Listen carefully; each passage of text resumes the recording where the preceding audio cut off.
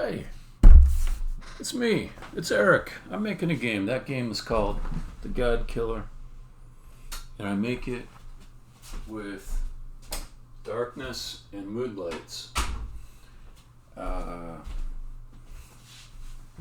There's an old show called Mr. Rogers, and when he comes home, he's got a little song, and he takes off his work shoes, and he puts on his comfy at-home shoes, which is like one of the most uptight things a person could do.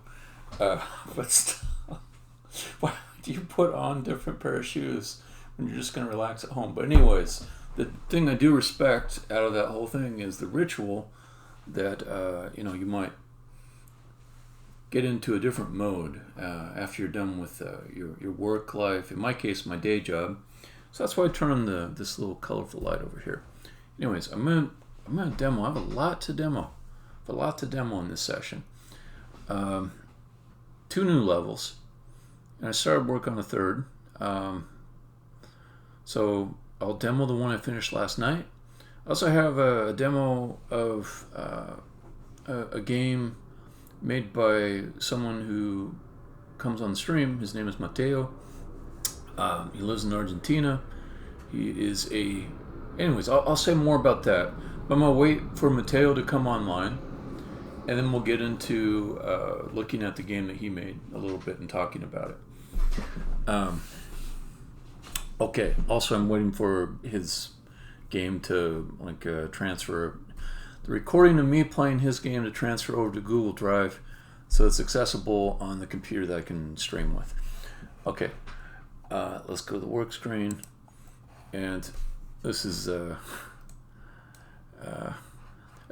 I tried to do some stuff where the Windows computer would stream, and then this sentence sums up why it's not going to work. Anyways, let me also close tabs that can potentially contain information that might be a little bit sensitive. Okay, now we will go to not this level. This is the one I'm working on right now. Let's go to one that is already done. The one I did last night, and then one more beyond that. For someone watching this who does not know how the game works,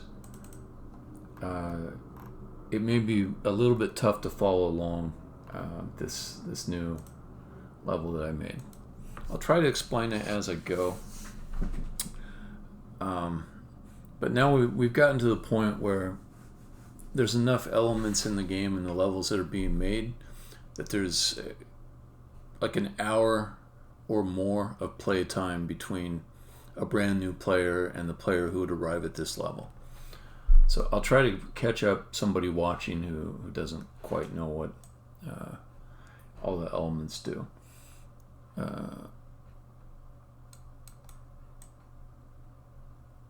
So this is one of the it might be the hardest level I've made so far in this game.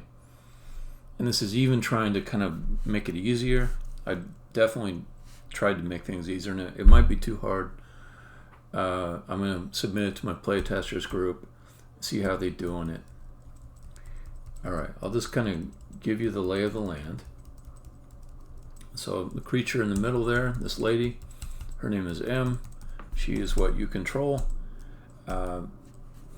There's only 8 moves available to her, only 8 verbs. North, south, west, east. And then flinging, which is you hold down the shift key and you push in the direction you want to go. And then you go as far in that direction as you can. Okay, this thing here, it's called a letter bridge. If you can arrange blocks elsewhere in the level so that they spell the word that's on the bridge closes and you can walk over it. But right now it's open. So when I step onto it, I just drop through. And there's some other things like there's some spikes here. Those spikes are there to keep me from flinging across. Hey Mateo, I'm gonna demo your game after I get through with these other demos. I can't stream it, but I can stream a recording and talk through it as I go. Alright, so then there's some stuff over here. Bullhorn. Okay, so I fell down to this lower area. There's not much going on in the lower area. So you really just end up coming back up here. So as you're exploring, you always look for new places to go to, right? So this is an area we haven't been to yet. Go up here. There's this room here. It's got some rails. You can't go through the rails. Okay. And there's a little hole in the floor there. I don't know. I had that problem. I didn't have any problems. I only had a few pains like getting the recording to work, and that had nothing to do with your game. Alright, and a little balcony to look out on. Alright, so we'll go up to the next level. Again, not too much we can do in this room, but we are going to be spending some time in this room. Okay, the balcony goes up higher. You can see outside and see the scene, and increasingly, yeah, I played it. I made a recording, and I'll replay the recording on the stream.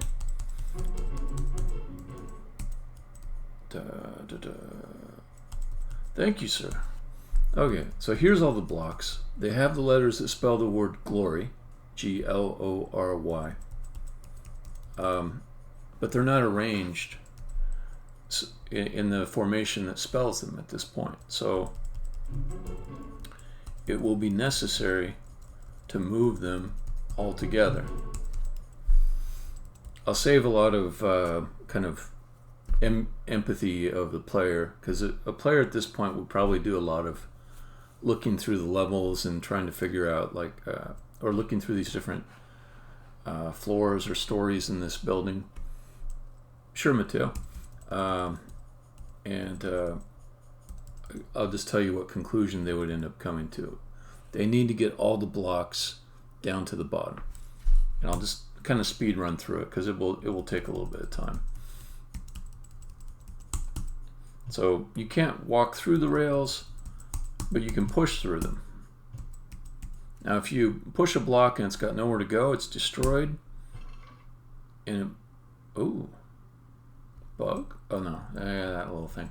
There is a little bug there. It waits an extra step before it moves over. Okay, if you destroy a block, it will go to the block pad closest to it that matches its own letter. Okay.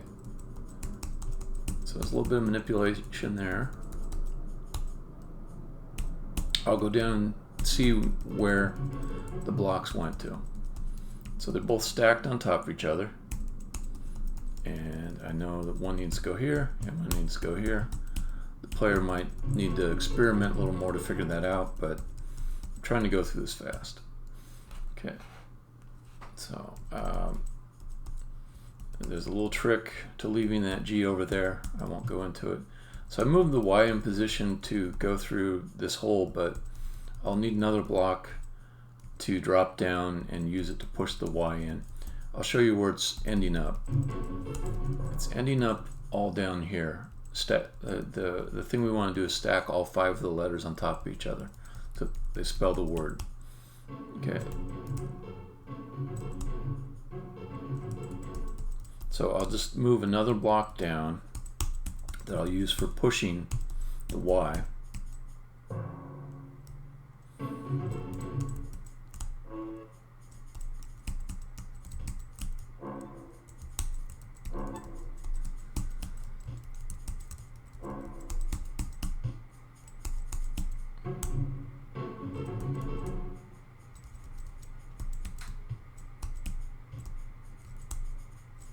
Okay, the R is kind of stuck there. I don't want to have to keep on, like,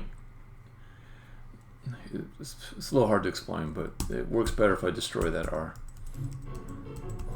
Okay, so I've got Y down there. Now I'll just get the letters that would spell vertically. I'll just go R next. when I destroyed the R down at the bottom, it came back up here.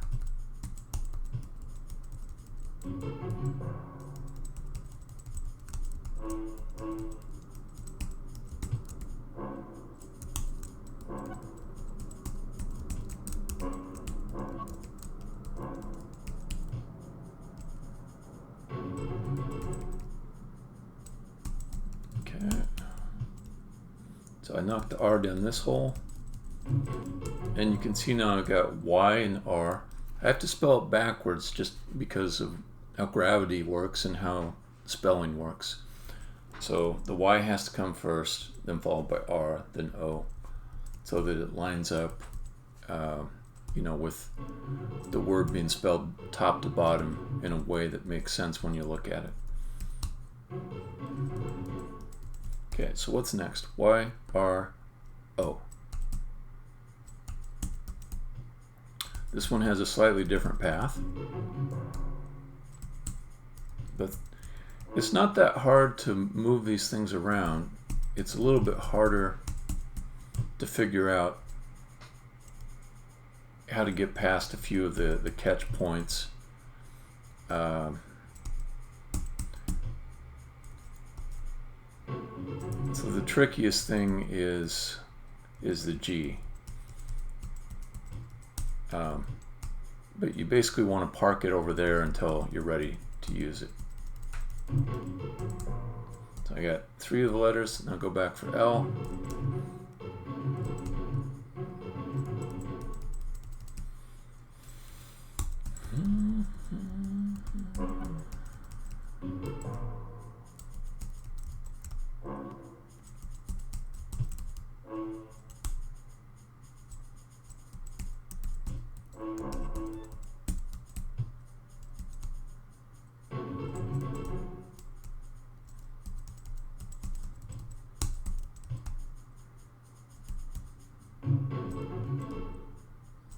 Lori.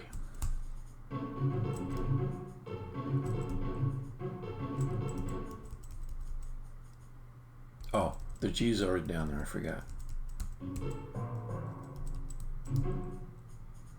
Okay, so that's the last one. Okay, now you heard that sound. The bridge down there is now closed. I can walk on it, or I can just go ahead and drop down to it. So you can see I can walk across it now. And here's the word spelled nicely. Okay. Now if I had tried to fling across, I'll do it now. I just die. But you don't restart the level when you die, you just keep playing. You go back to the egg. So yeah, it's no big deal to die. You just keep playing. Okay, this thing is the exit. This is the goal of each level to get to it.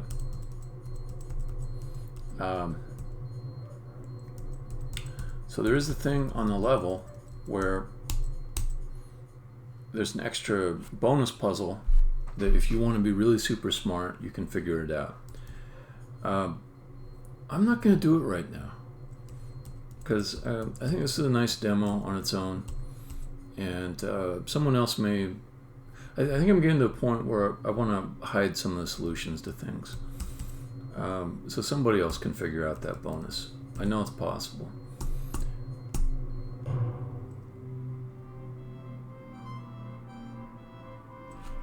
Alright, so then I'll demo the second of the 2 levels that I recently completed. Oh, at least I thought it was going to, and then like there's some kind of error.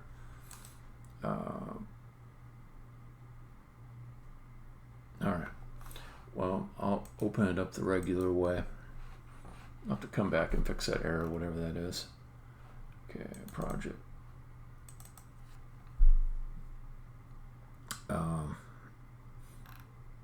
I'll manually open it. I call it the Whelm.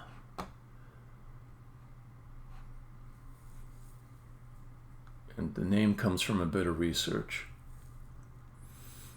So I used to go to restaurants.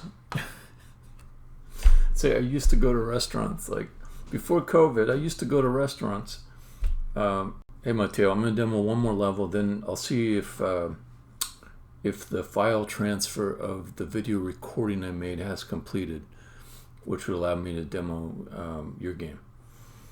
Okay, so I would say to my wife about some food, not that I'm underwhelmed, but that I'm just whelmed by it. Meaning it's not really good. It's not bad. It's just not, I'm not impressed. It made me think, like, what does whelm actually mean? And whelm means to pour or drop a great quantity of things. Yeah, that's right. Yeah. So that's what this level ties into. There's a whole bunch of O's, and you have to break up whim. I don't know what you're referring to. You have to break up the O's, not the O's, but the formations that spell NO.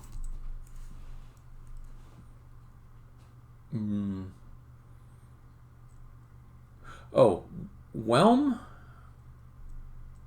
You're saying WIM? I don't know what you're referring to. Anyways, I'll just play through it real quick.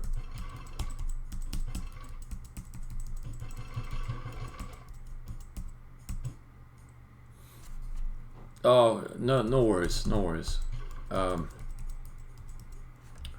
There's an obscure English word called whelm. You can see it up here, WHELM. If you're trying to improve your English, you shouldn't waste your time with these obscure words. But I did look it up and learn what it means. No, it means to pour or drop a great quantity of things. So if you have a table and there's a bunch of items on top of it, and you pull the tablecloth off and everything smashes to the floor, you are whelming. But it's a very obscure word. Like, people don't really use it anymore. They use the word overwhelm or underwhelm a lot, but they never use just the word whelm. So that's why I looked it up. A little bit, yes.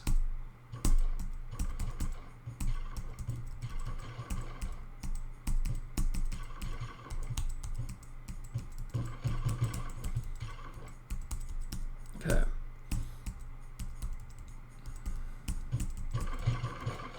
So I have to clear the clutter, and once I get most of this cleaned up, it gets much easier to solve the puzzle.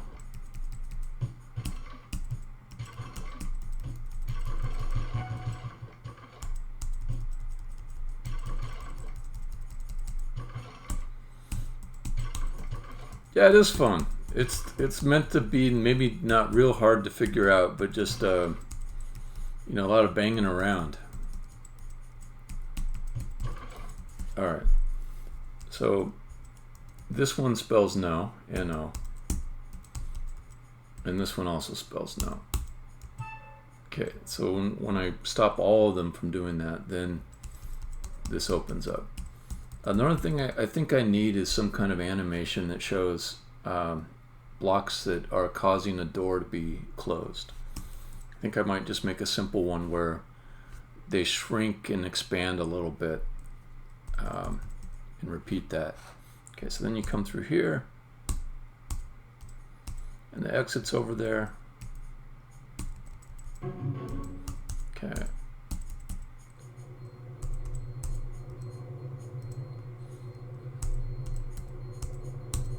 It's not too hard to walk through these spikes, but there's a little trick related to the spikes for getting the bonus. I'm not going to say what it is, though, so somebody else can figure out how to do it.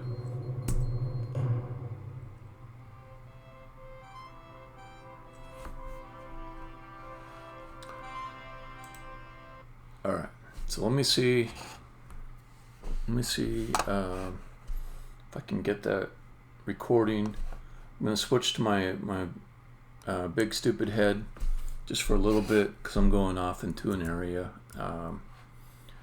where it might be a few sensitive things.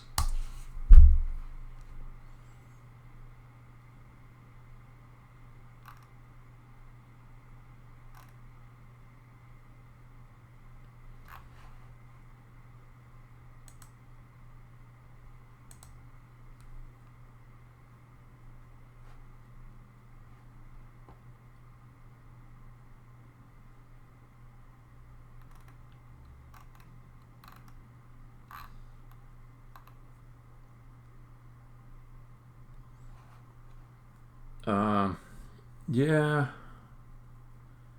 it looks like it's taking a long time for the file to transfer over Google Drive, the recording I made. I'll check it on this side.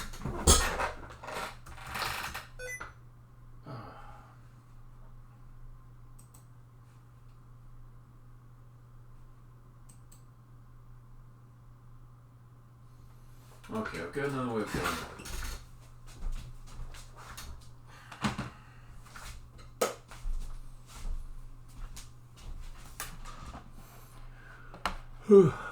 So Google Drive is just like it's either taking a long time or there was an error. So I'm going to try instead to copy it over by cartridge. I'll take.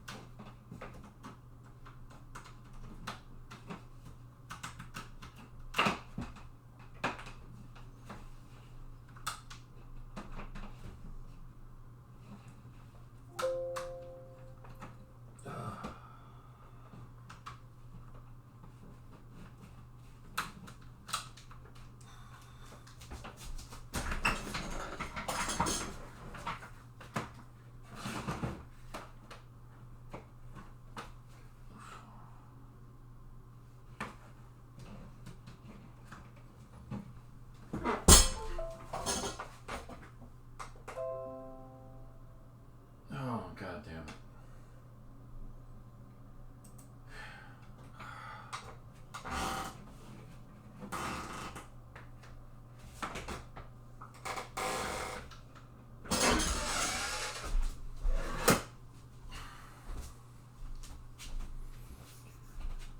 It is a little inconvenient. I'm sorry.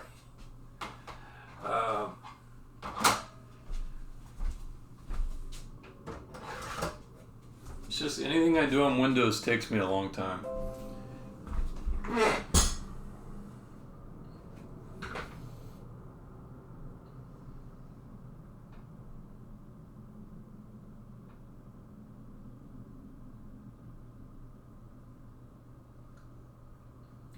So I'm not used to Windows, so basically anything I do takes long. So I just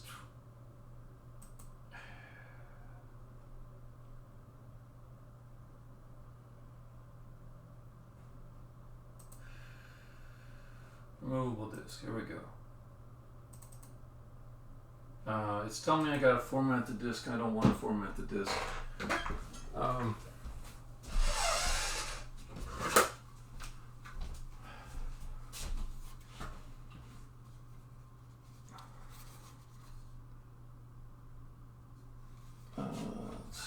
I have one of these that is already formatted the way that Windows expects it to be?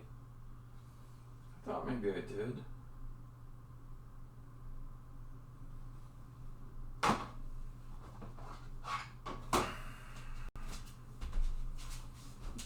Thursday.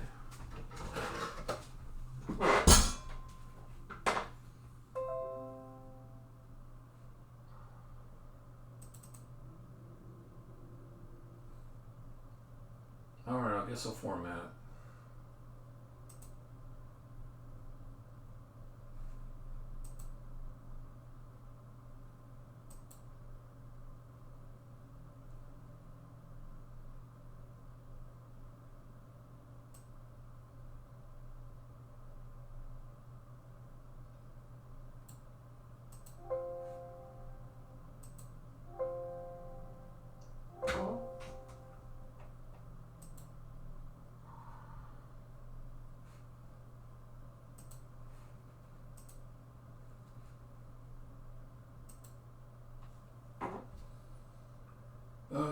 See, now I gotta find where that stupid video went to. So that is Command G. Show all the captures. Show all the captures. Come on, show them. Okay, open the file location.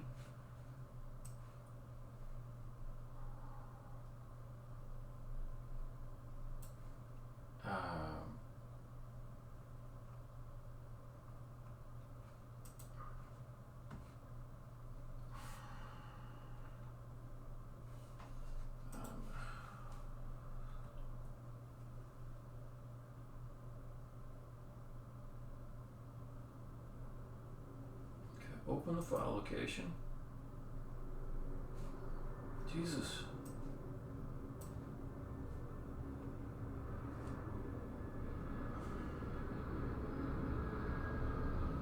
Okay, Google Drive. Seminario. Seminario, where are you? Seminario.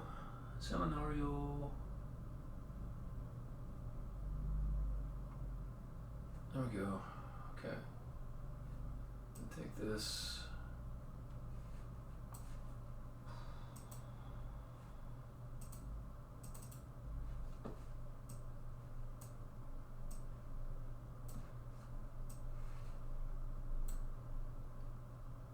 Okay, now it's copy. Jesus. Okay. Then eject.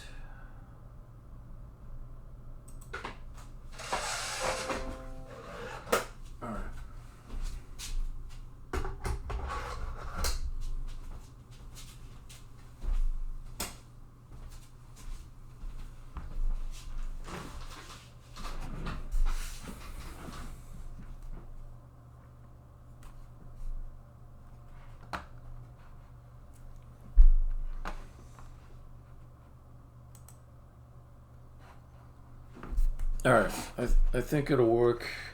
I think it'll work. I think it'll work.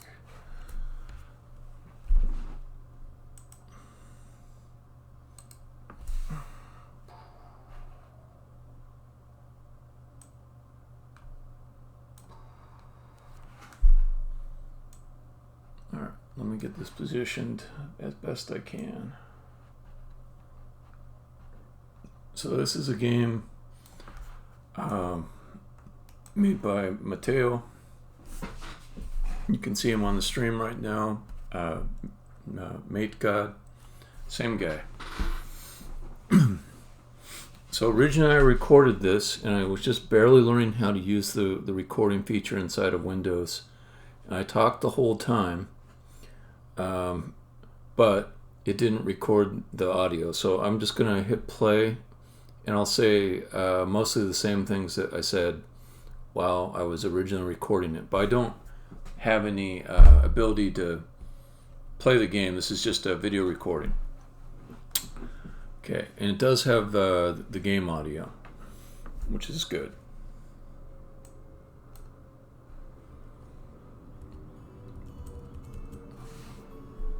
All right.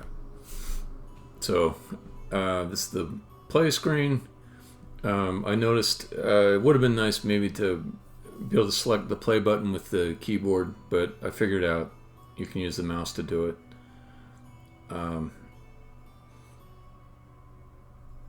And then I was gonna click play, then I stopped and decided to look at the screen a little bit longer. it's a nice little intro screen. The character moving the feet around is nice. Does kind of look like the arms are going down into the box. It'd be nice if, you know, the animation could be adjusted or something, so you can see the hands. Okay, then I hit the play button. I liked the mouse movement of the angle. It was real nice there, and the frame rate was really smooth. Very intuitive to move, very easy to move. I like the trail on the sword. That looks good. Yeah. So I was trying out the commands. And I did jump, and then I did this guy. I didn't quite know what it did yet, but I could kind of guess some things it might be useful for, and you know, it seemed intriguing. Like it might be good for evading enemies, or it might be good for getting into small places. I don't know yet, but you know, it seemed like a cool thing. What else was I saying or thinking at this time? Oh yeah, and you know, sword movement, sword verb. I played around with movement a little bit. I noticed that, you know, it was real easy to aim with the mouse and move forward at the same time. It wasn't confusing at all to move. I looked at this thing a little bit. I wondered, do I need to do something with this? And I decided no, because I'll get to that. So I looked at it and I thought, do I need to do something with it? I decided no, because it was right at the level start. So, you know, it's probably like marks where you came in. But I did look at it a little bit. Looks cool. Then I started thinking about the outlines, and because I spent so much time in my game on the outlines, I maybe obsessed over it a little bit. But like this type of shader always has these little disconnections in between, because of the way that they make that happen. Also, you can't get the interior lines. You can only get the silhouette around the outside. But that was really more not a player's perception. That's more of like a game designer type of a thing to think about. It actually looks pretty good. Noticing the grass now. Grass is actually really cool. I didn't notice the grass on the first time, but now that I'm looking at it a little closer, I actually appreciate it.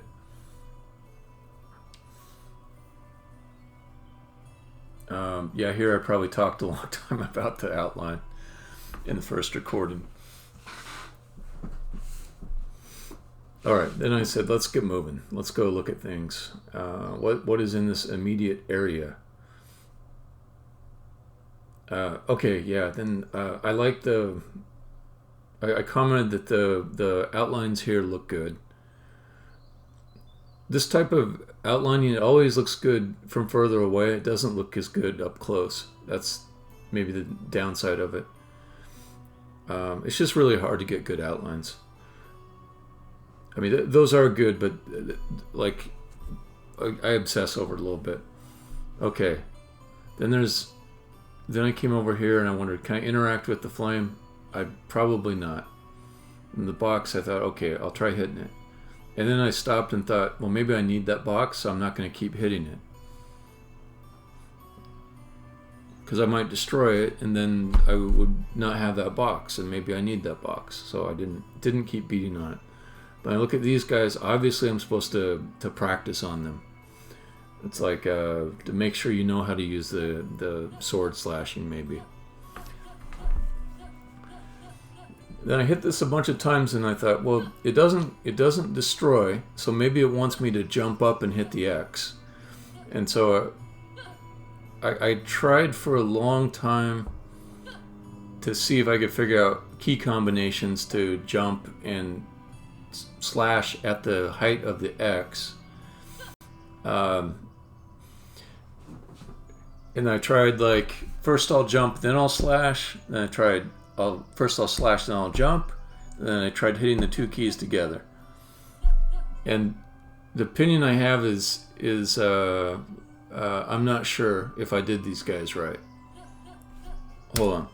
The blink? What's the blink?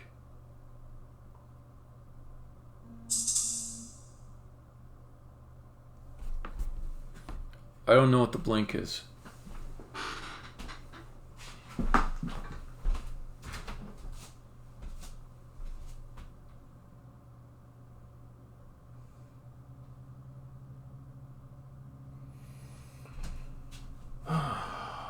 Okay. Sorry, I'll be right back. This is a thing I have to deal with. It would take me 2 minutes, maybe less. I'll be right back.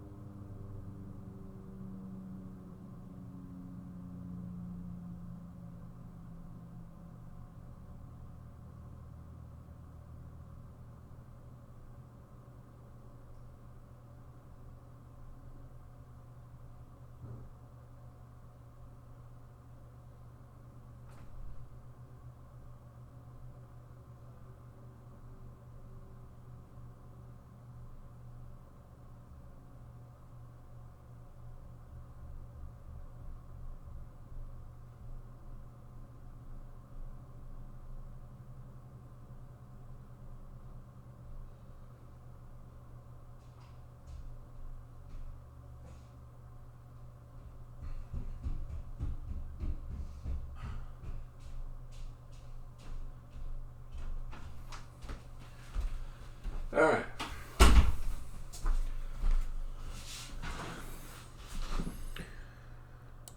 All right, back to this.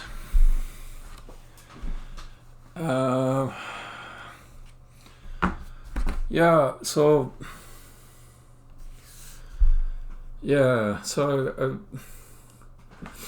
so this is something to think about, Matteo.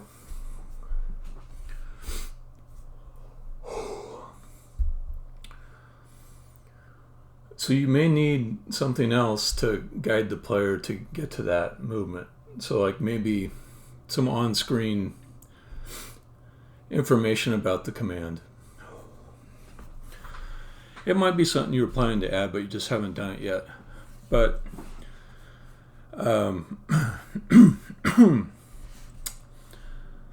sorry, I just ran down 2 flights of stairs and ran up 2 flights of stairs. Yeah, so yeah, there needs to be maybe a little bit of guidance, but yeah, you probably were going to do it anyways. So yeah.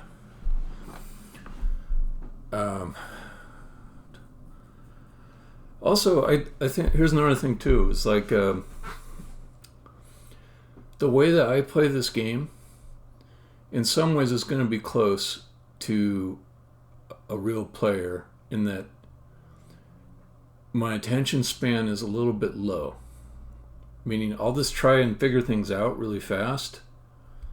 But if there's a proper way to do something, I might be impatient and not worry about figuring that out. So just imagine your player being extremely impatient. Just like they have no respect for your game. They're very impatient. They don't care about your game. Like maybe they're playing it for free. You know, they didn't pay for it. So that's, I mean, that's it's not nice to think about that way, you know, because like you worked really hard in this. Same for my game. I worked really hard in my game, but whoever plays it, they're going to be like, they don't care. You got to win them over, and you can't ask too much of them. But so far, I think you're close to that. So you add in a little bit of help text or something, you'll be good. All right. So here I said something about not knowing if I was supposed to hit the X or just move on. I kept fooling around with it a little bit. I think at some point here I'll give up, but I haven't given up yet.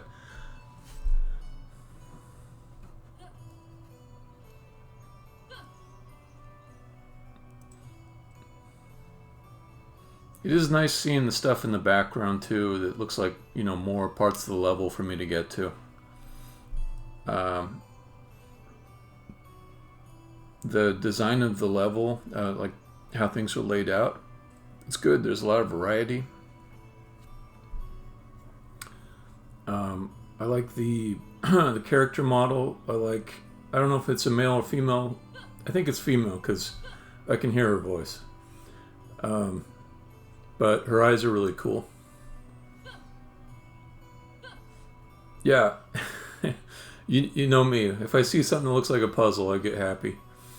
Oh yeah, I remember also jumping in this, and I assumed that I should try to jump and not just go in the water. So initially I did try to jump across without touching the water. Then I fell. And I thought a little bit about the water.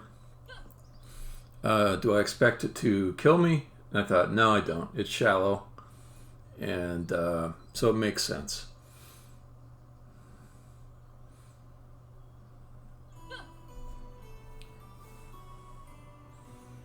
Okay. I see more boxes. It makes me think boxes maybe aren't that precious now because there's more boxes. So I probably could destroy a box and it would be fine.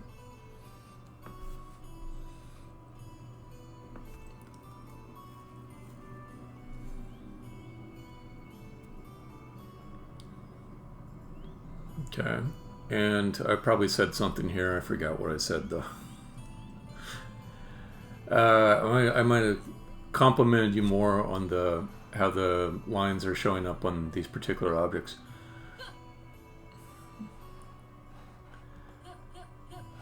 Yeah, the outlines look really good on these. And there's a thing too, is if you design your models to have more of those lines, they look better.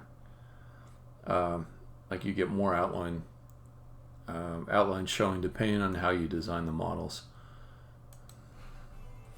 Okay, more of these guys, and then I'm I already know about those guys. I'm bored with them. I'm not going to mess with them too much.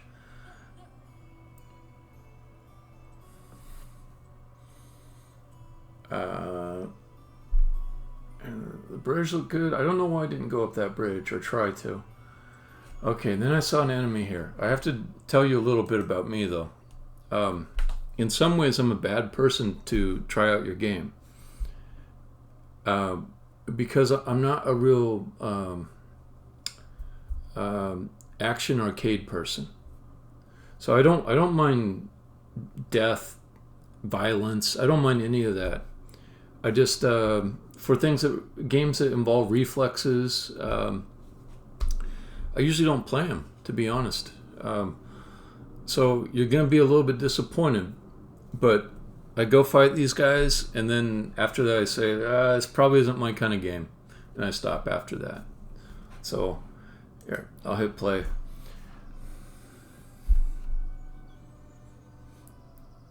Just like somebody else is going to play my game, and they're not really into puzzles, and they like more action, and they'll say this is not the right game for them. But the characters look good.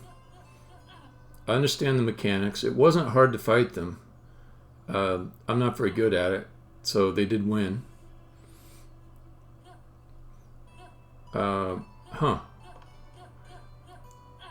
not sure why that guy's outline was green. Maybe because he's the one that I'm about to hit. That's probably it. Yeah, that's it. Okay. The exclamation mark over the top of them is good, showing their intent to attack. I think that's what it means. And I don't know what this guy over here is doing. He's kind of cool. He might be like one of those troublemakers that stands off this side and, buffs everybody else or heals them or something. I don't know. Anyways, it looks like a good game. Like I said, I'm not like a action game player, so I probably would not keep playing it because I don't want to fight a bunch of these guys. The mini group. But I'm impressed. It looks real nice. And there's a lot of nice... it's not just how it looks, right? It's how it plays. It's the cues you give the player and things like that. So I think it's set up pretty well.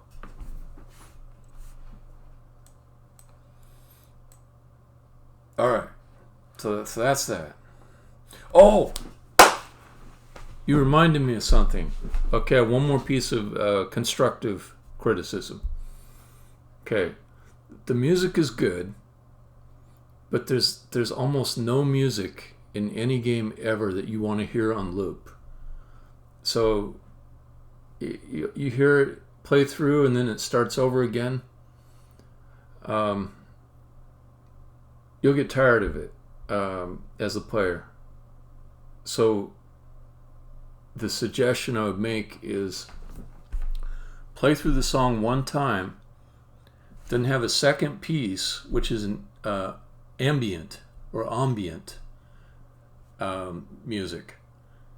And that ambient piece can be like wind sounds, drones, and then let the ambient piece be in between a repeat of the song again.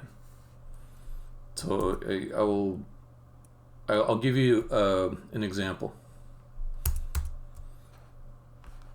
Okay, so if I come here,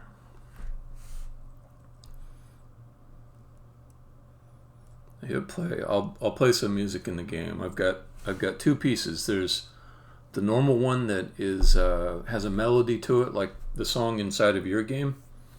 And then there's the ambient piece. Okay, so first I'll play the melodic one.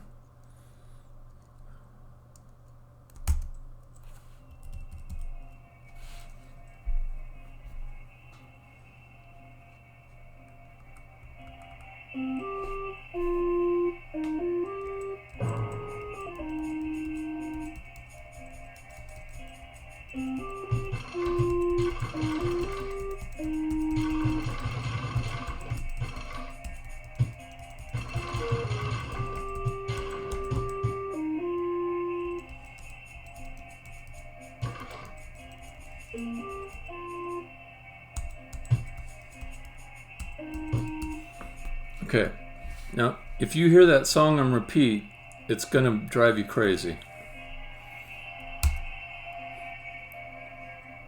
So you can let it play one time, then you switch to something else. This is the piece that goes with the other one. So this is a separate song. This is the ambient song.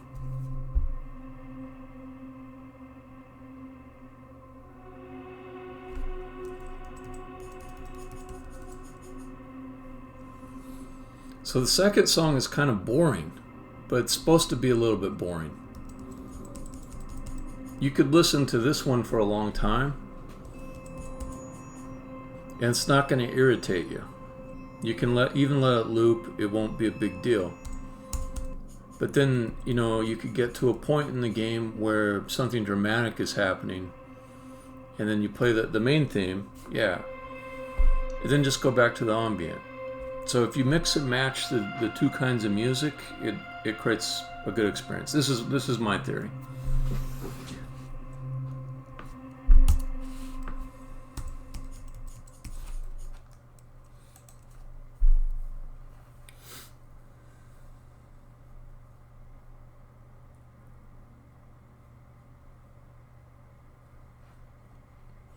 Yeah. Oh, you might want to see if you can get one more piece of music that's an ambient track for the regular gameplay, and then it won't matter if it repeats 20 times because it just won't annoy you.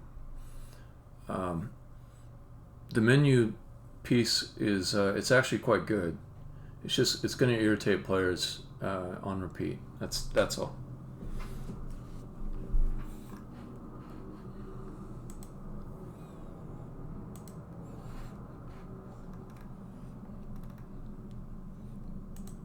And I know that some of these things I'm telling you, they're just my opinions.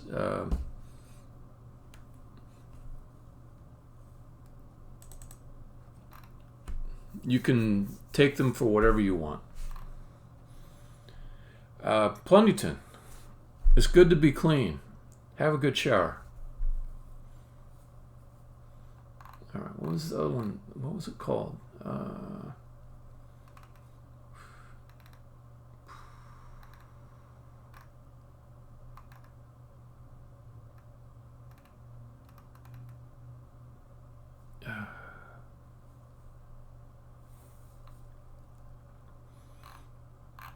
Now I've got too many levels. I gotta move some of them around at some point. Okay. Ball. Yeah, I hope none of that hit you the wrong way. I know that whenever I want another game developer to look at my game, I always wanted to hear stuff like what I'm telling you. And you said be sincere, so I tried to give my true opinions.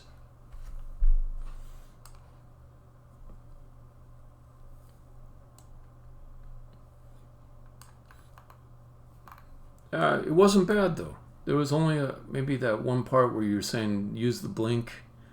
Whatever you wanted me to do there in the game, you just need a little more guidance with help text, Okay, so let's see. What was I last doing?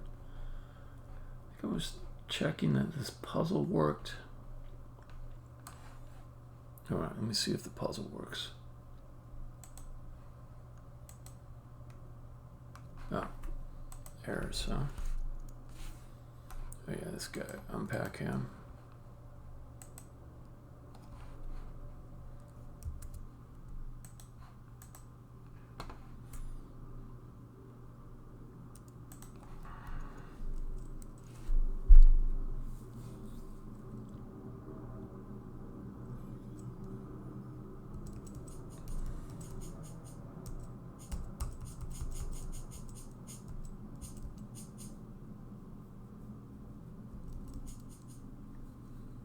Cool.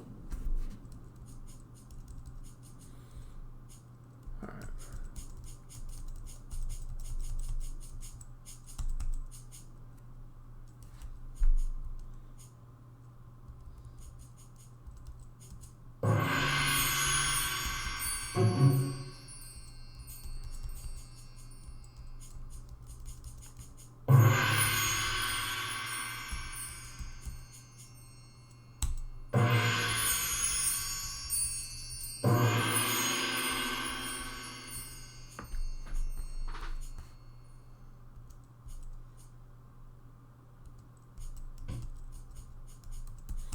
I will spell the word T. So now I'm just checking that this puzzle is playable.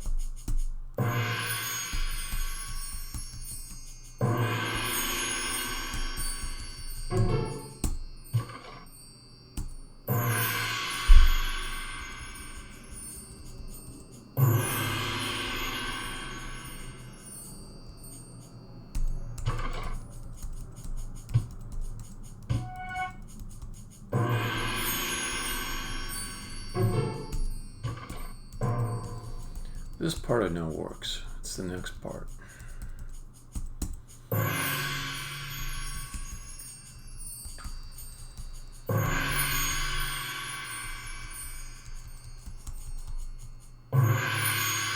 Next I need to get eat.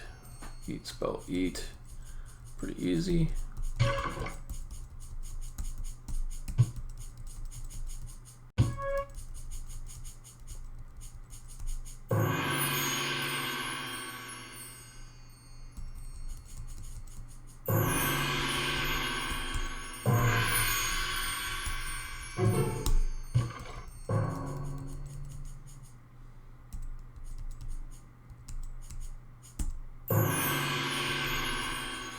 Alright, see if I can solve this now. Oh, I don't think I can get the block out of here for one. So I need to spell now tread.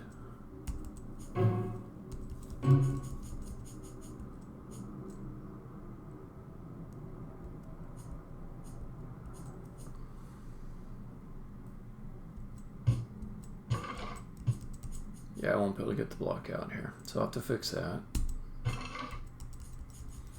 On this side,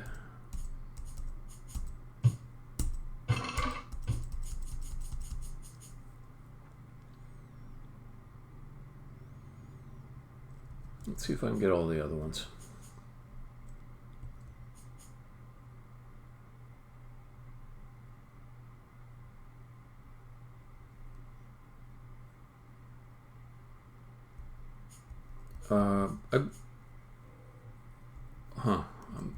Maybe I don't understand. I did form 8 ATE a little while ago, but the challenge is to have to form each of these words. So I did 8, and I did T, and I did eat. Trying to see if this approach is close to working.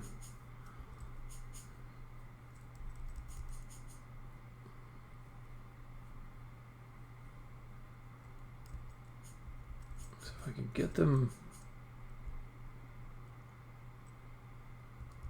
spelled on this wall, that would be ideal. So if D was able to come down,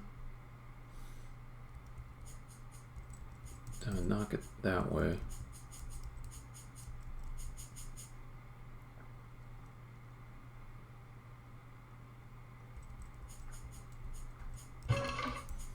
That would be A.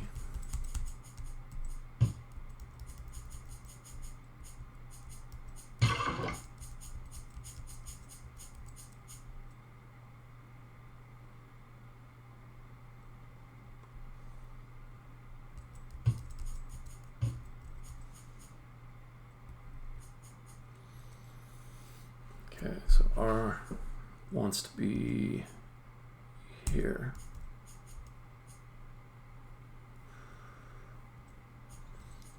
So in order for that to be possible, I'd have to add one more obstacle there. All right.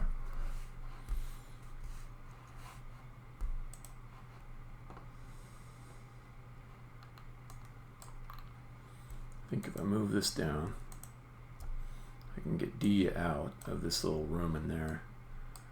And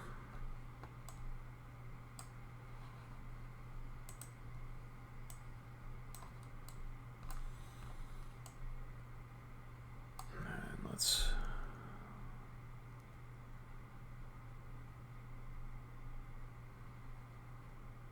I think if I had one more there, is that gonna help? Let me try it.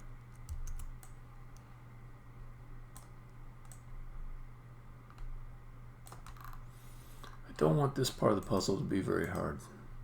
I mean, it's already fairly hard.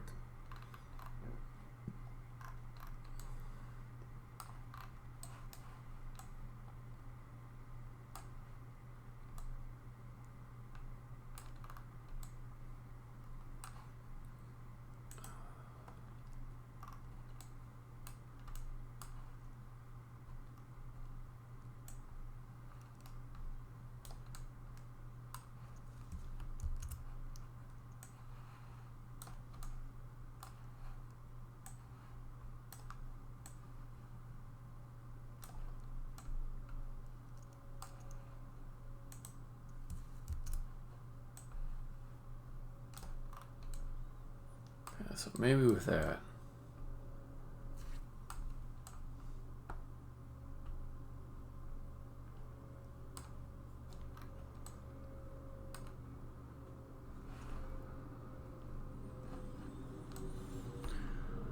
Alright.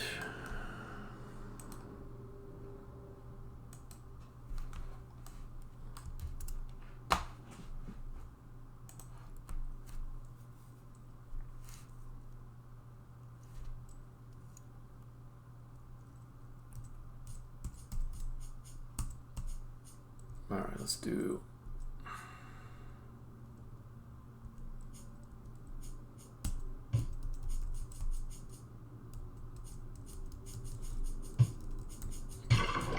first T.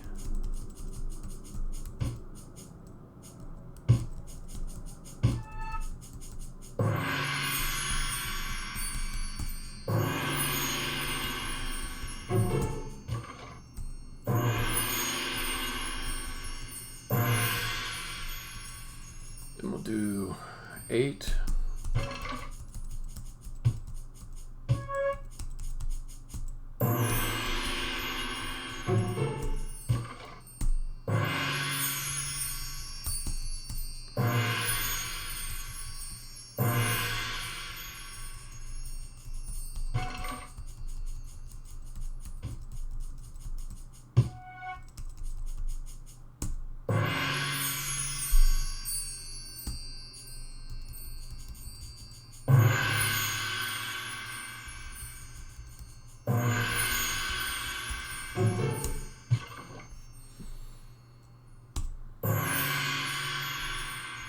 Okay, then I'll press a little developer key, and what it did is it I'll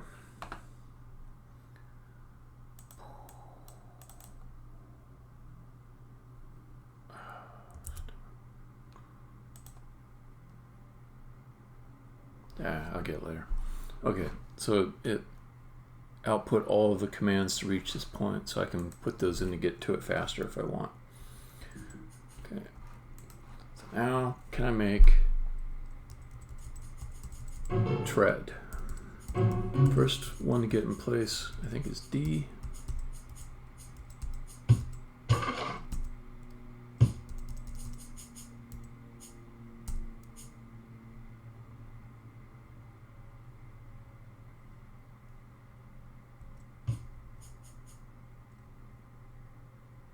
I don't think it's gonna work.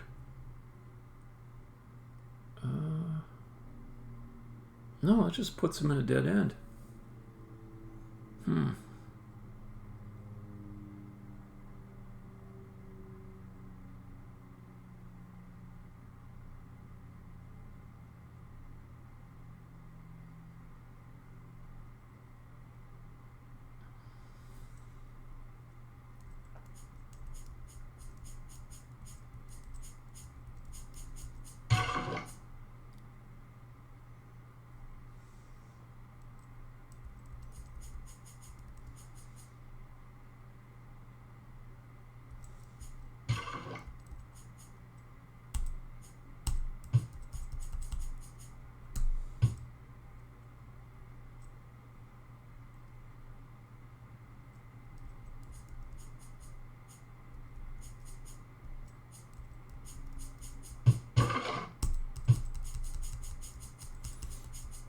Alright, I'm thinking too hard to solve this. That's the problem. Like, if I am able to solve it, I mean, good for me, but bad for the player. It's too hard. It's too hard.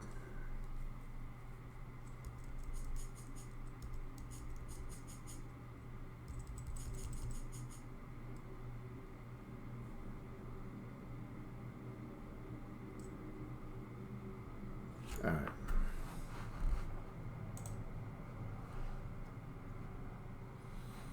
So let's grab these guys.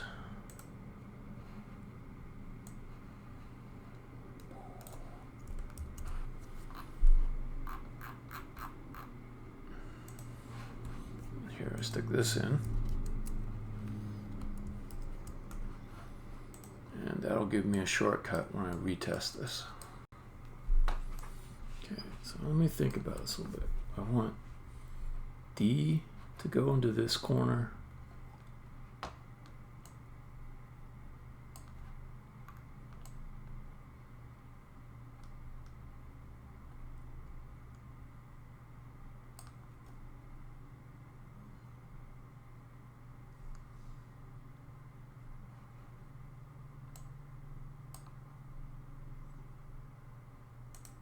I could maybe move this out this way.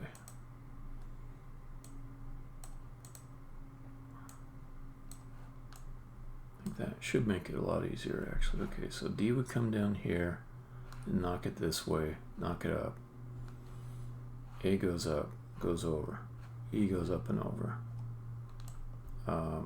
I mean, what can I do with R? R will pop up to here. If I just throw it there, it gets stuck. Can I get any other letters over there?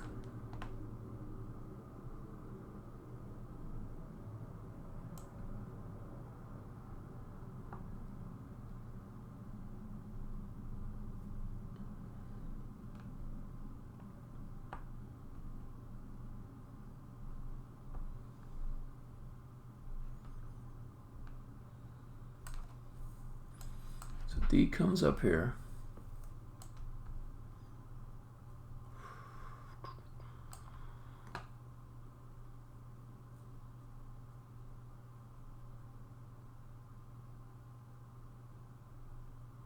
I could just throw a pillar here. If I put a pillar here, I knock D this way, then just, or wait a minute, what is in here? R, okay. R comes up here.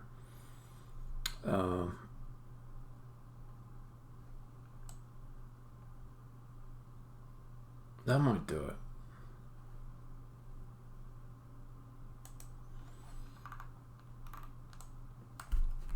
You don't even know, Matteo.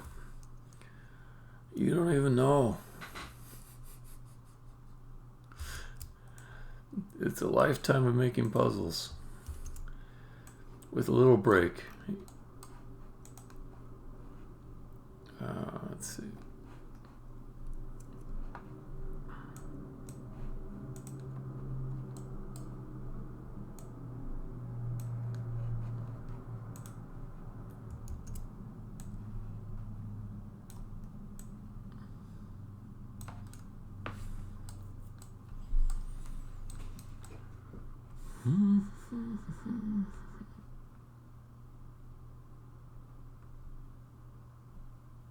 Okay. The other thing I'm thinking is maybe I should be a little bit nice to the player. Just delete that. Delete that. Then they can see a little bit better. Less obscuring of information. I'll do the same for these.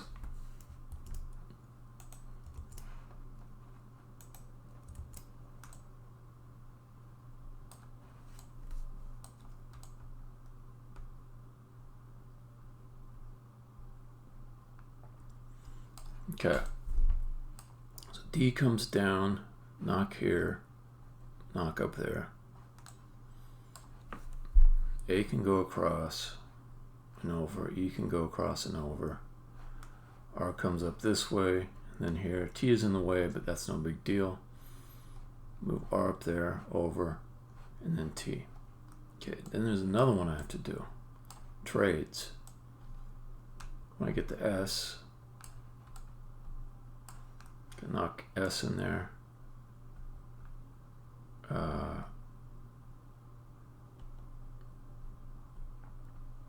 it's just going to go against the wall over here, though.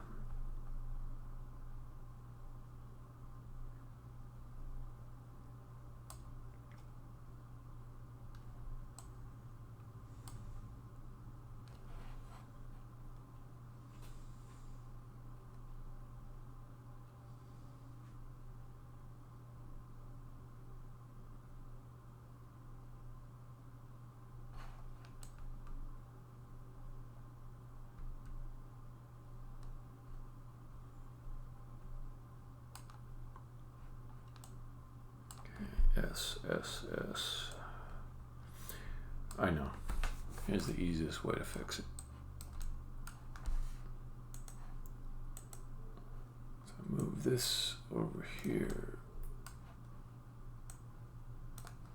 Then the S will come across this way. So I'll move this guy.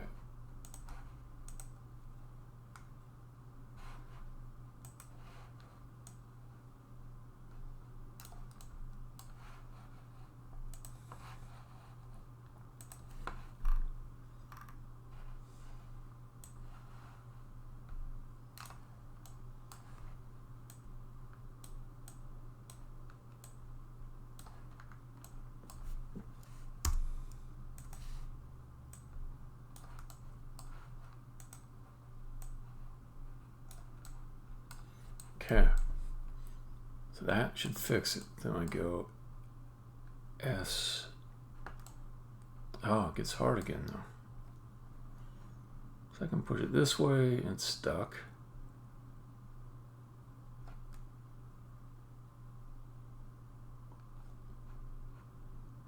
Push it this way. Oh, maybe I could do the whole thing on this side. That would be cool. Okay, if S comes down here, then D would be next. D from this part, it comes in. Okay, D.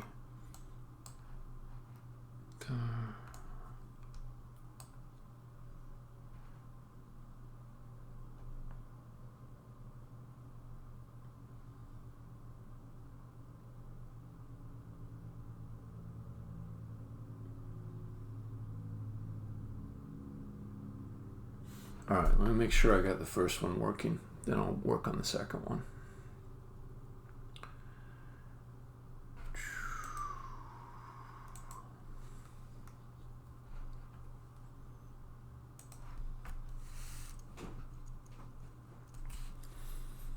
All right, then there's going to be a fun little thing.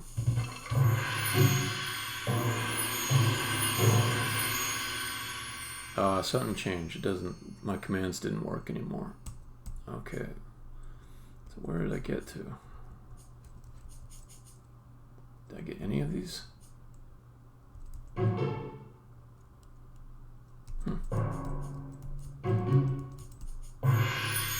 No, it didn't help. All right.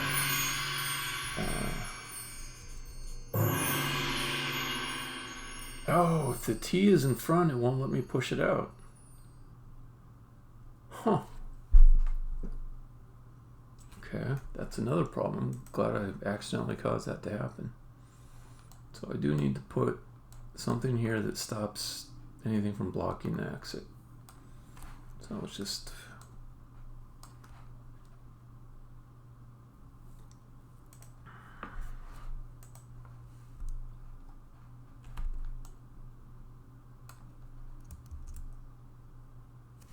Let's get rid of that one. Let's do this one.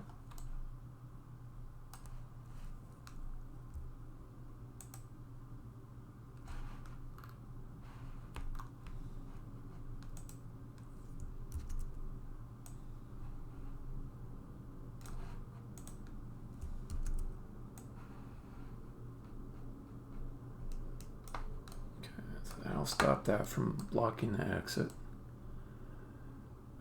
These are forced to go that way. So those are safe. Maybe I will not use a pillar here.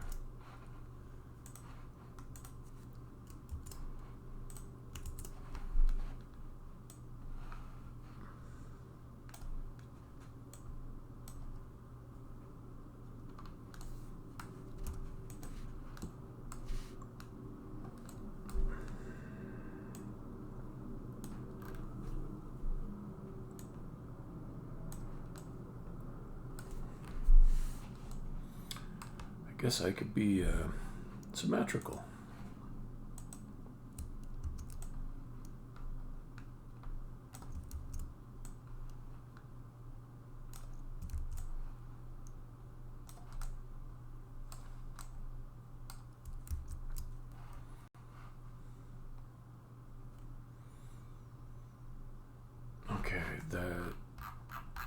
the commands I had to speed me past the beginning are invalid now, so I got to redo that. Can't just play them back.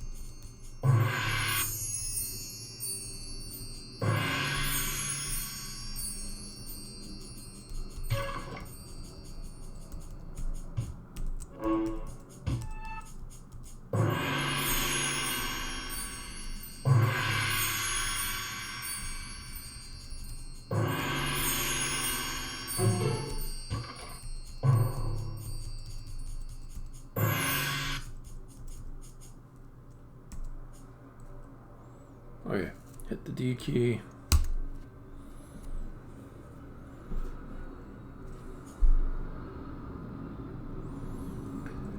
Okay.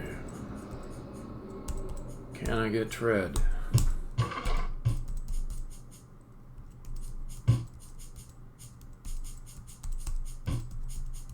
Okay, let me get A.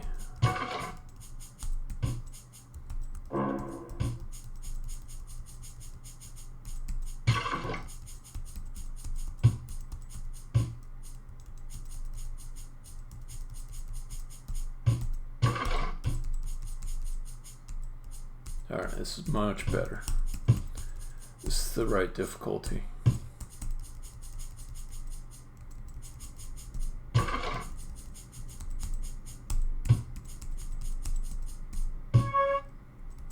Okay. So that will get me to the level exit.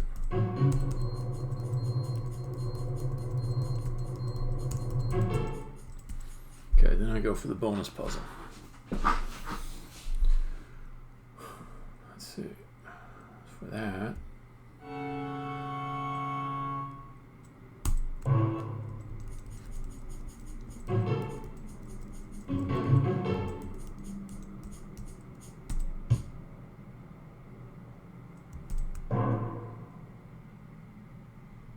oh, it went over the top.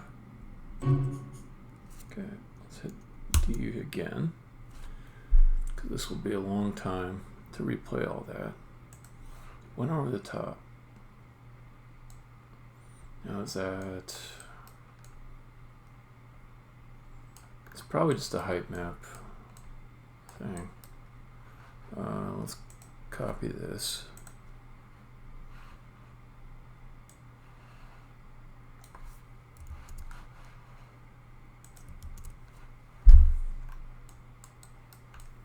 And that, is that right? Oh, did I get that line? That looks right. Okay. If I just take this and move it over. Yeah. No, that's right. Okay.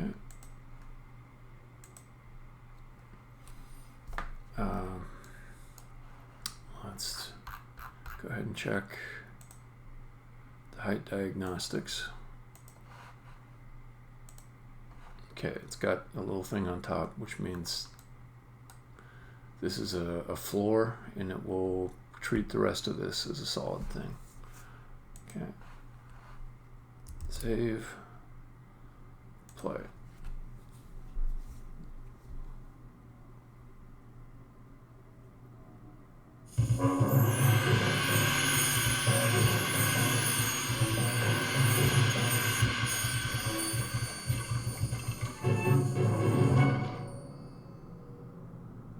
Okay. I'm guessing R is down here. Okay, it went down there.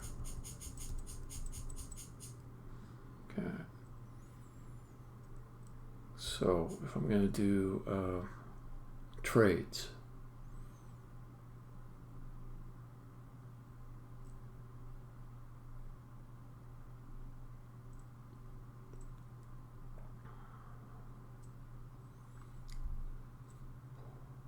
I can't get it north, so probably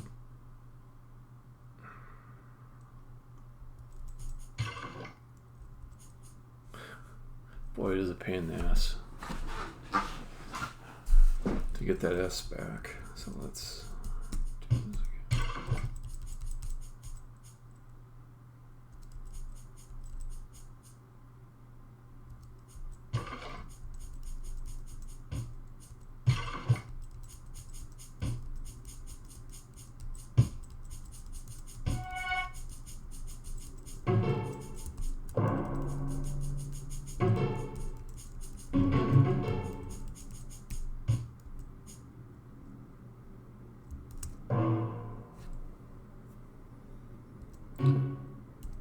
this again. Let's see if I can spell it at the bottom.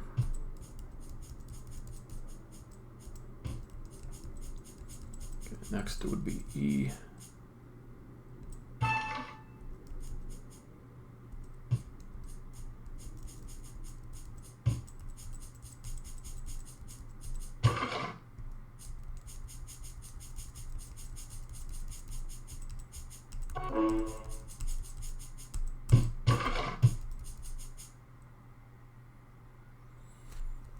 Okay, but getting D down there would be, I think, impossible.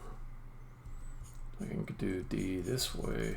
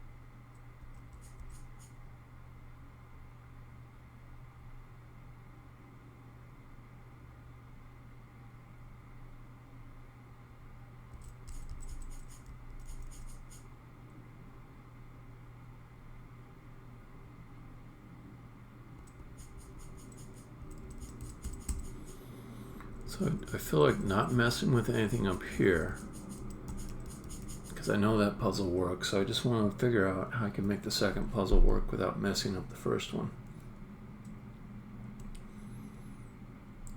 Could add a pillar here, which would let you get D down to here, then you walk around this little thing and push this way. Then it'll get stuck there unless I've done something tricky.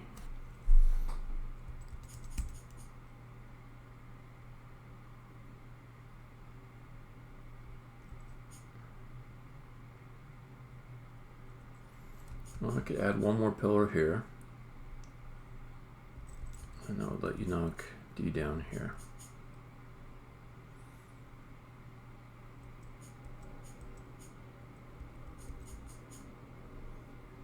Alright, suppose I've got D down there.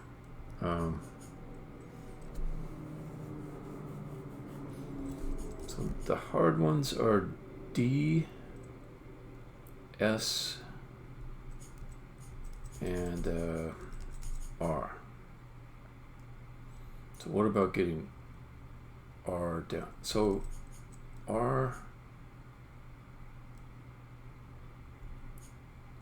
if it's up here, I can't get it south.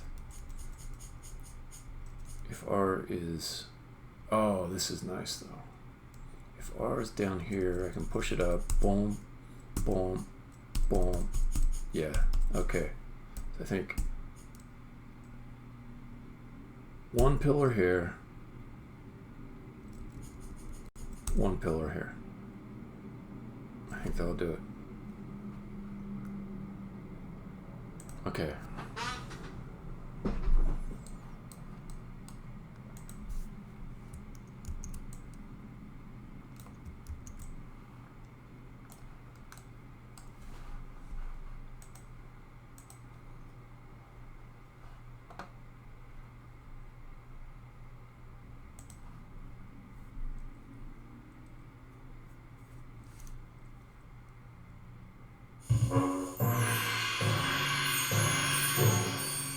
No, something changed. These commands aren't going to work. Okay.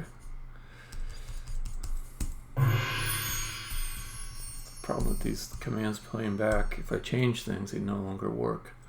Alright, so let's get T in.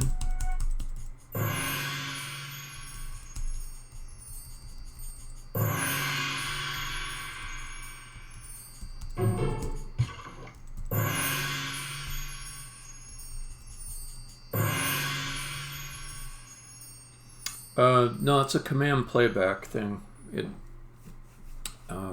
sometimes it helps me get to a previous state. It's sort of like a mid save game, a middle save game. But it just plays back all the commands I recorded. The game or the movie Memento. That's a good movie.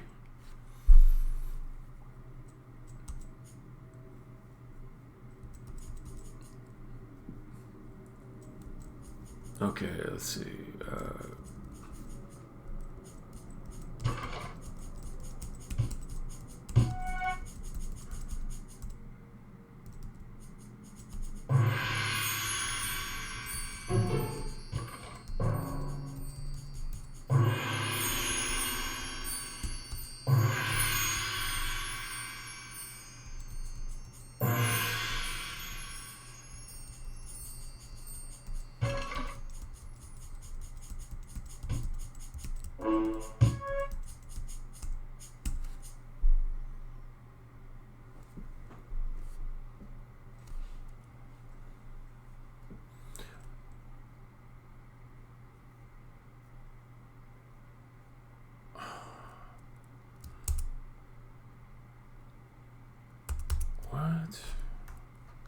Let me see. Now I gotta know what you're talking about. Memento programming pattern.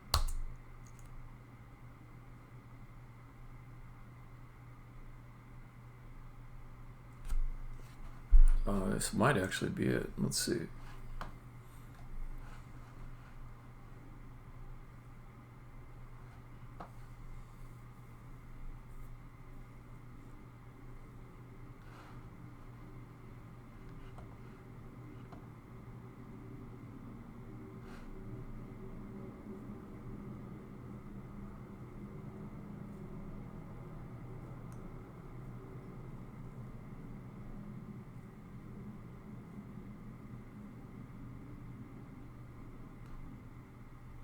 The originator, the caretaker, and a memento.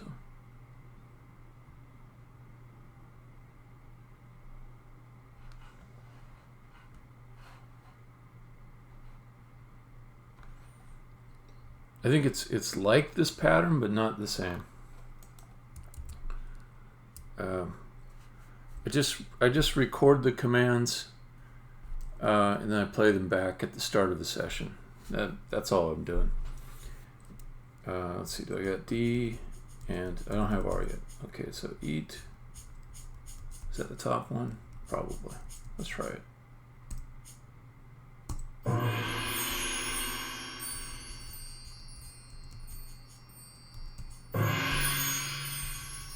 But the problem is, when I change the level and try to play the commands back, they have different results.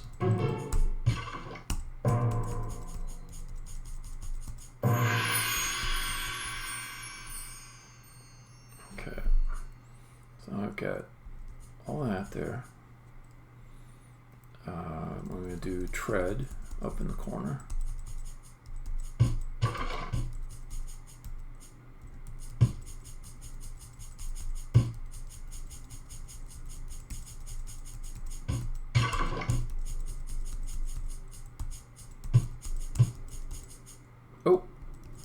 Not ready for that one yet.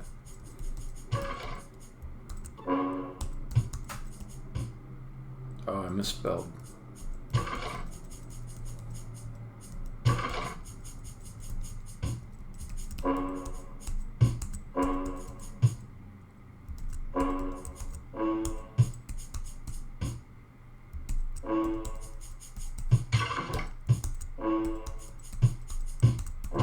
Oops.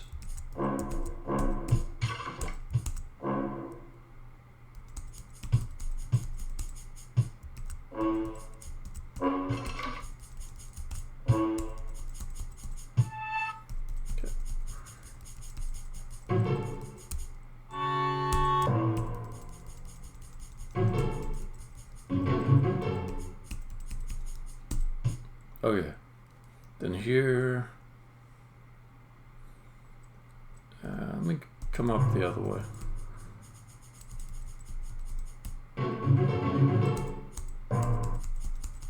Okay, then I'll save here. See all the letters at the bottom? These are all the commands.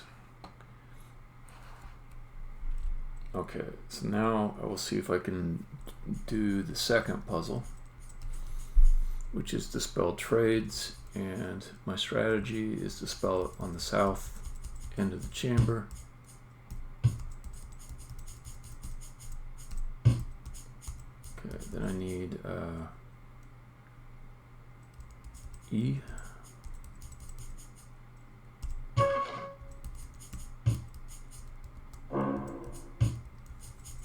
And D.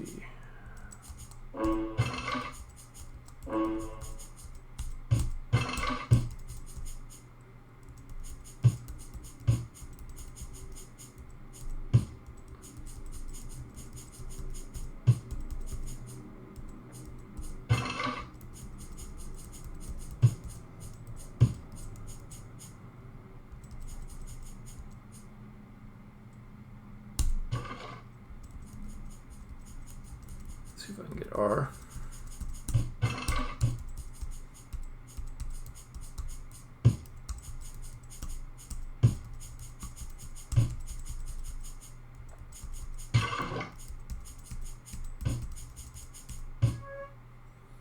So I closed another letter bridge in a different part of the level. Let me save that play state, which is really long to get there. Now go looking around for some other things. I'm kind of curious how this guy's doing. Let's go check it out.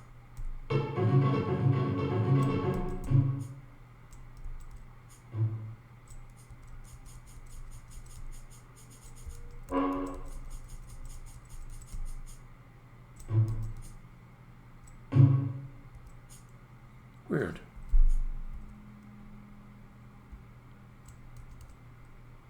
Huh.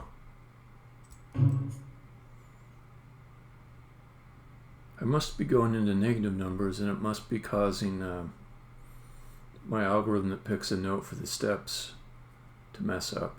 So I went too deep.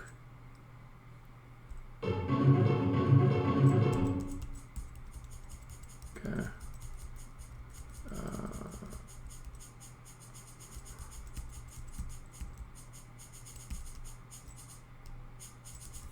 Got a little bit of a maze down here.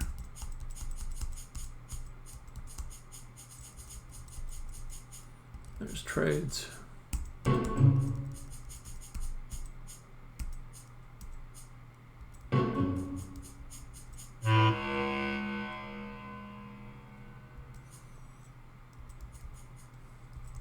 Exactly. Now I have to find a way to kill myself so that I can go on a different side of the egg. Probably many times.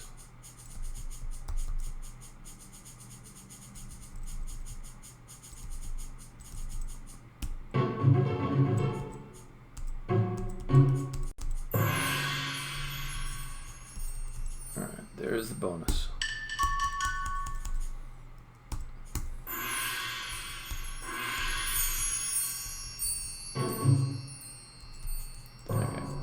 back out of here.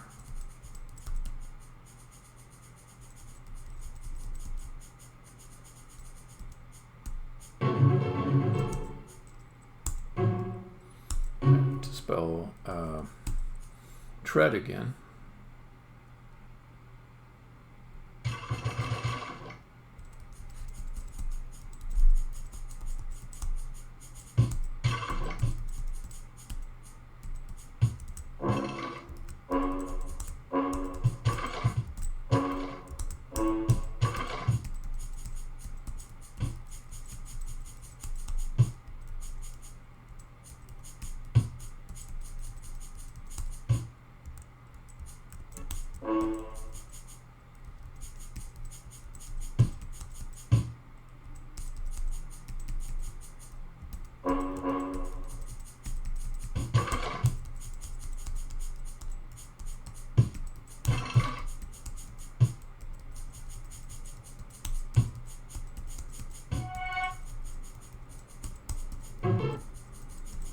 Okay.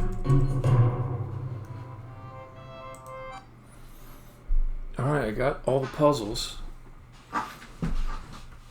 Now I just have to make it cosmetic.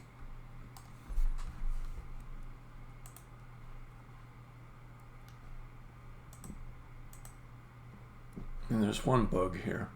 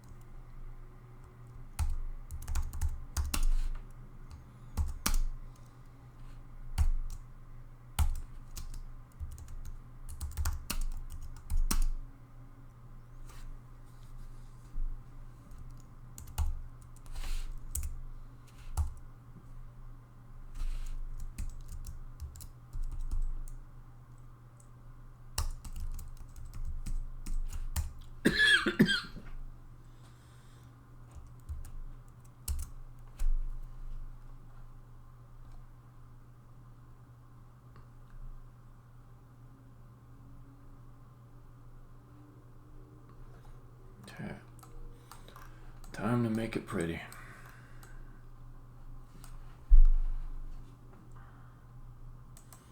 So I want to put a roof over the top of all this.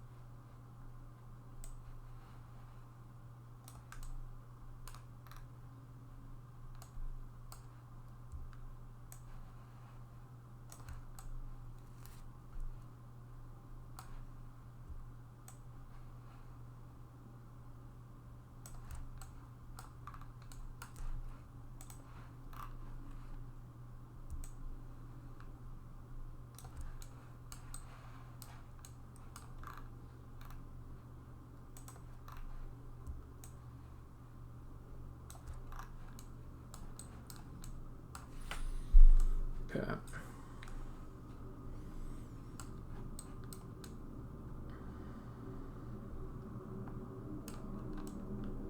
And let's see.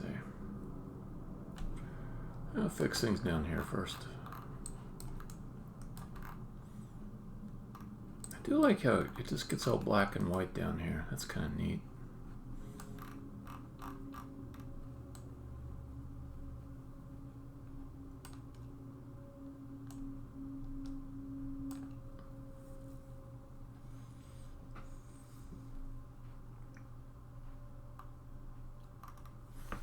Let me get the karaoke projector.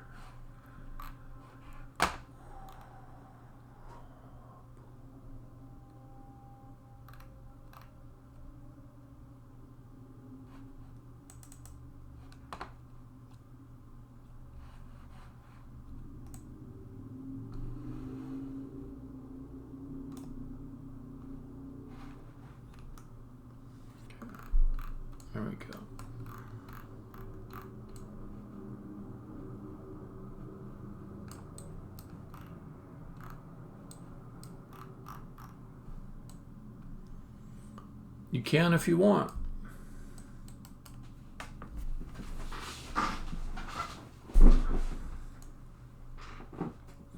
You go down into this weird place, and music will start playing, and the words will match the music.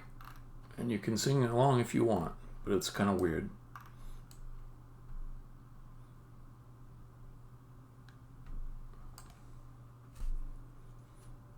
Let's see. Let me make sure it works. I'll show it to you.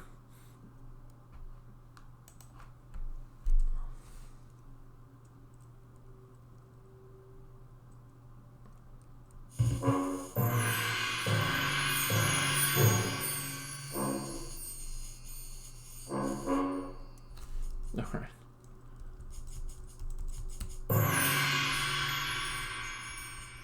So for this one.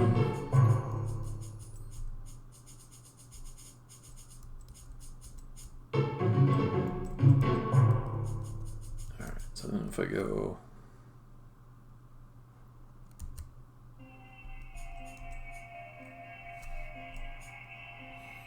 I need to change the lighting.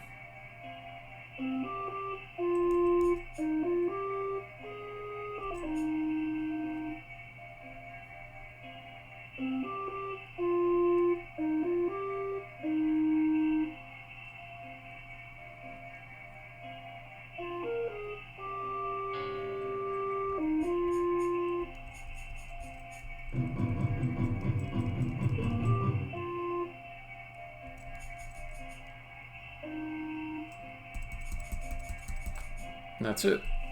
It just repeats.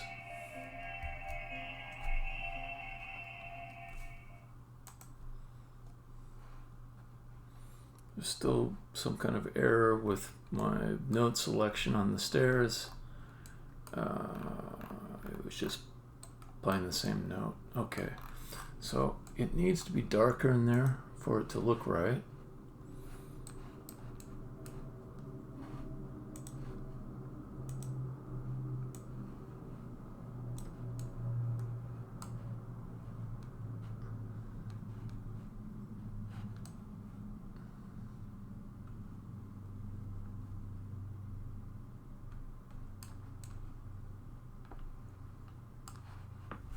Let's just make this not be so bright.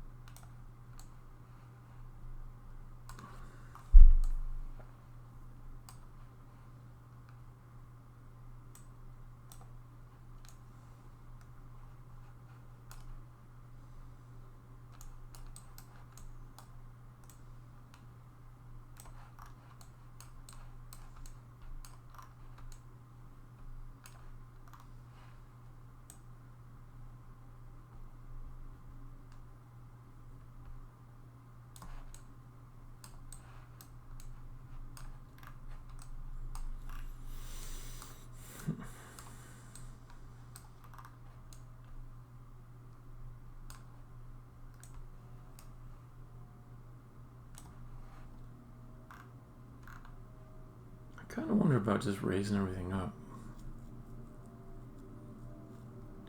So I've got this one error. I'm pretty sure it's just because if I come down this far, I'm in the negatives.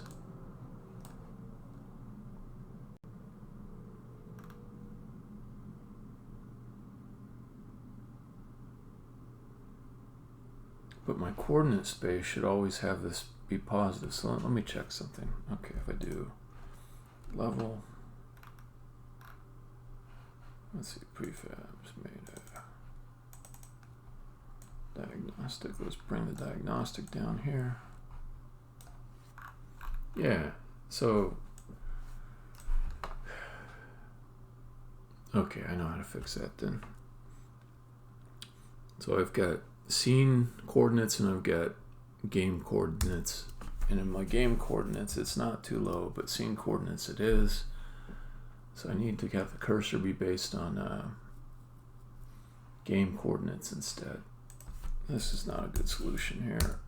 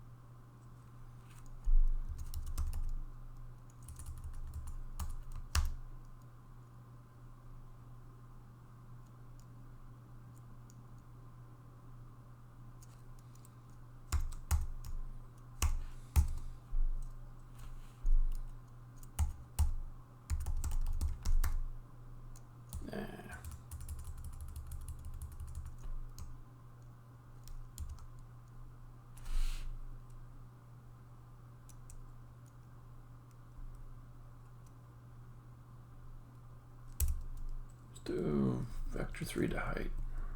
Make a new one.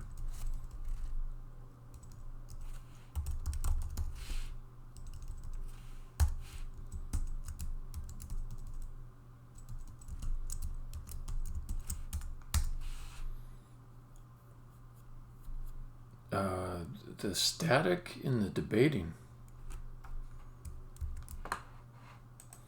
Which static do you mean?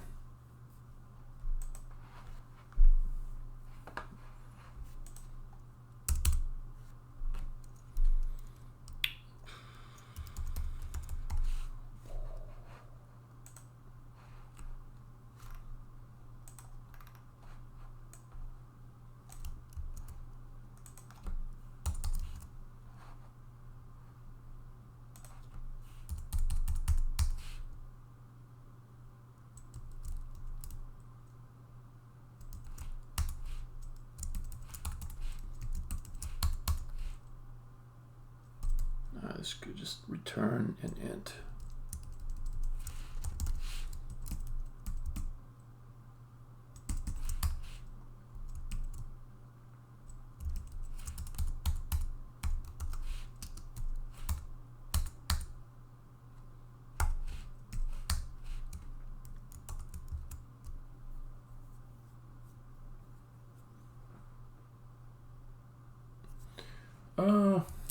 Interesting.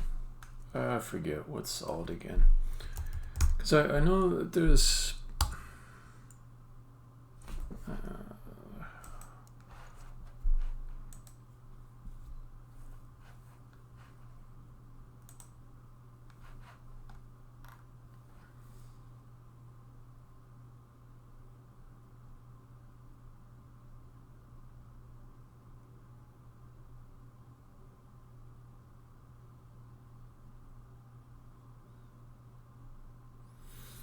So which principle would you say the static variables violate?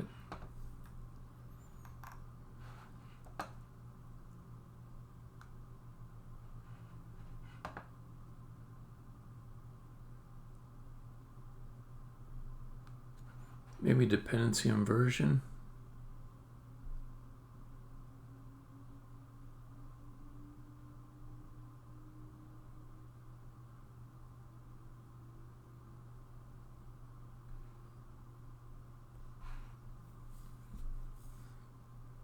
I don't know.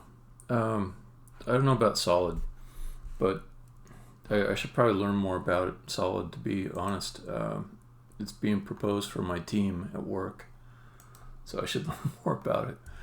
But here's what I think about static.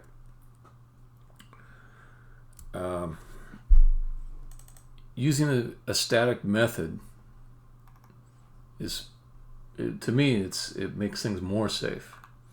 Because you're saying that, this function can't have access to all of the variables that are declared here, except for the ones that are declared as static.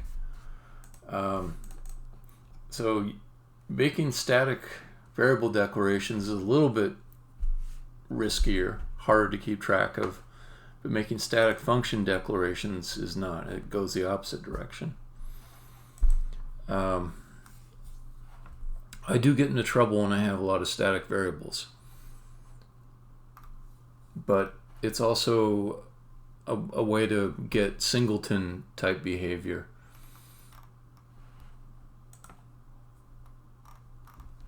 So I don't know. I'm always changing my conventions around static and programming. I don't look for the one right way to do it. I have my own personal way, and it updates over time.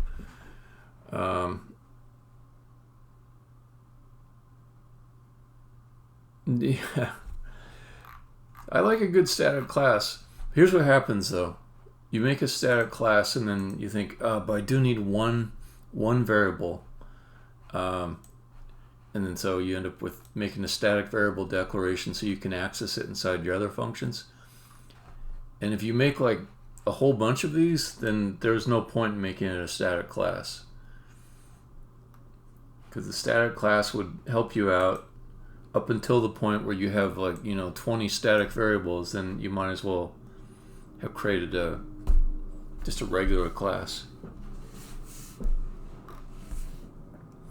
Anyways, I think I fixed that one bug. Probably fixed that one bug with the sound not playing right. Yeah. Hold on. I'm gonna clear the little window thing just to give the bot the smallest amount of promo power. Yeah, so the singleton pattern, I've been playing with different things inside of Unity in C#. The thing that I settled on most recently was I have this type of object called bootable.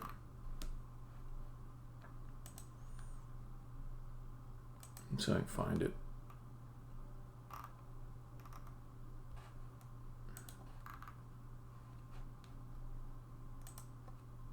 There it is. Okay.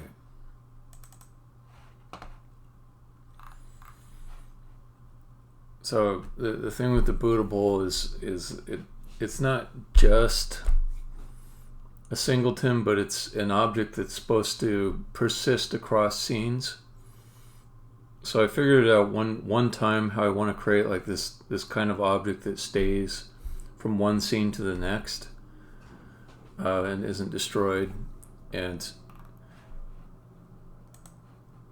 they all get like this little S variable here, which is static. But the important thing, I guess, was just to come up with some kind of framework and conventions for managing it. Because if I just create a bunch of classes with static variables in them, I do usually end up getting into problems. I'm not saying I'm a purist and will never do it, but I am a little bit worried about creating a bunch of static variables. So if I have one static variable that holds a singleton, then it can return an object that doesn't have static variables inside of it, and that's a better pattern for me. It's less likely that I'll mess something up.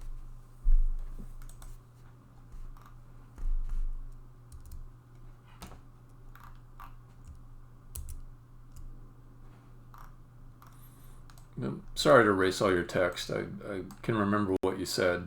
I just if a spammer posts something, I try to clear the chat window, so they get less promotion time, because they suck.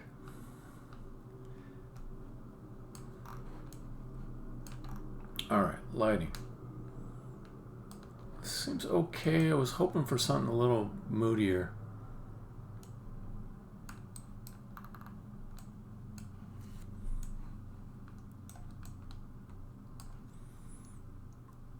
I think the problem that people get into with singletons is in Unity is that they'll store in a static variable or a static singleton instance, scene objects.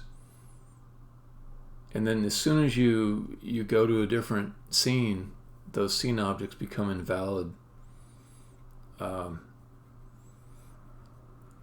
that's like another thing to watch out for. It's easy to screw up on. You put it like a transform or a game object or a component reference inside of a singleton or a static variable, and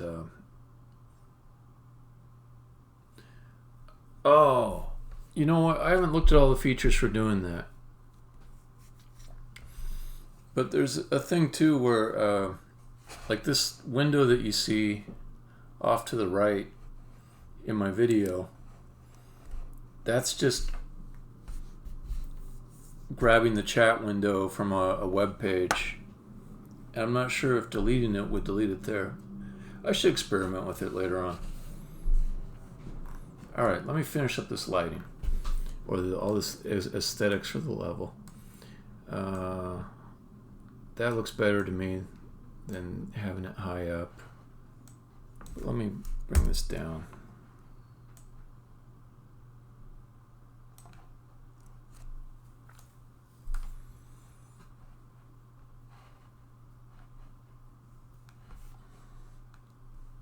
Okay. I want to keep it dark down there. It looks good when it's dark. It doesn't look as good when it's light. Probably need some more light up here. Okay.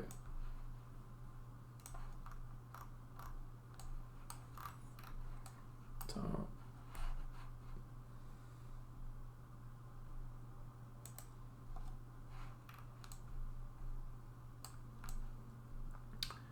I should finish putting the stuff around the outside, because that'll affect the lighting.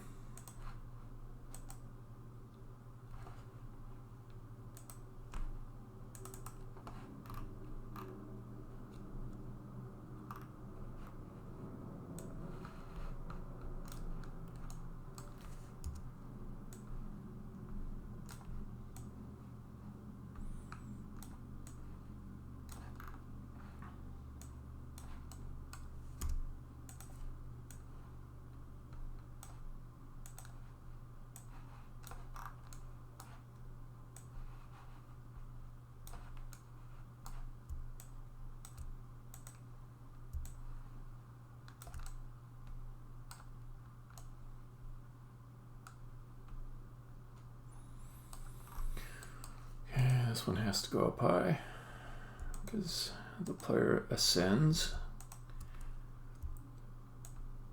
Player goes up from here.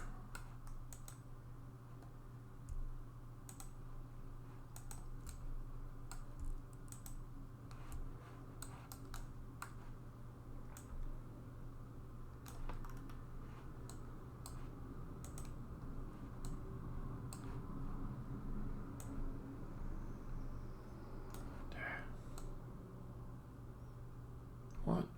Why so slow?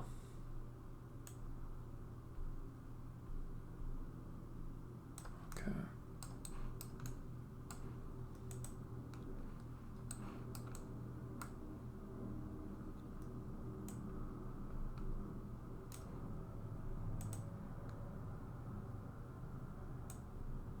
Ah.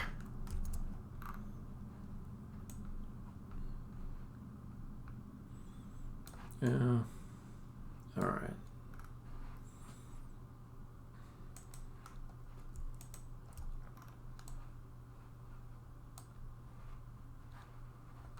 Maybe I'll go back down so I can get that other texture.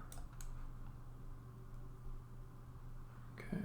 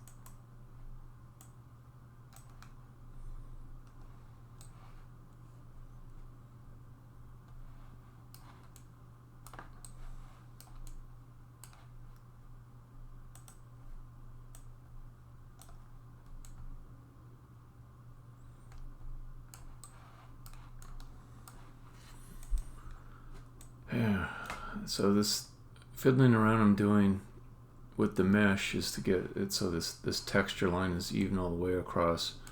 I've got some code that applies textures to surfaces. That's what I'm trying to get to kick in, but I want to actually replace it later with a shader that does the same thing but without relying on a mesh. And I started working on it last weekend, but it's a little complicated for me to do on weeknights, so I stopped working on it until the weekend when I can focus on it a little better.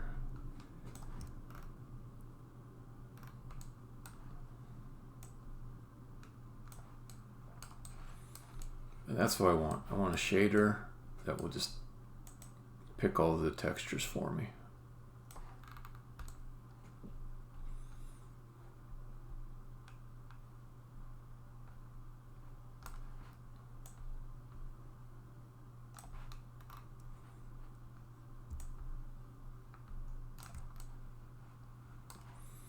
Yeah, I mean, I'll show you what I have now. It's not great, but it's something. So let's see, let's take this. Let's disable.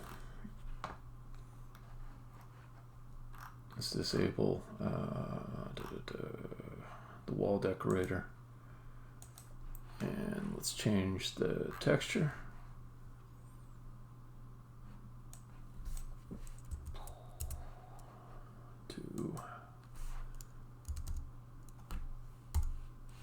Delete me later. All right.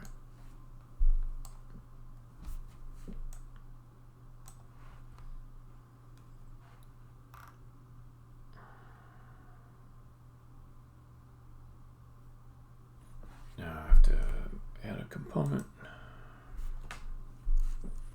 Tyler shader config.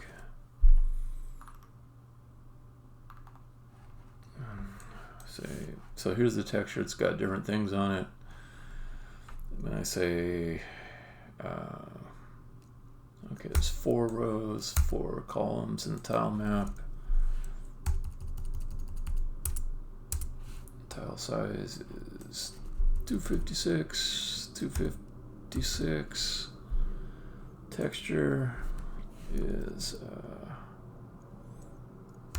what do I call this thing?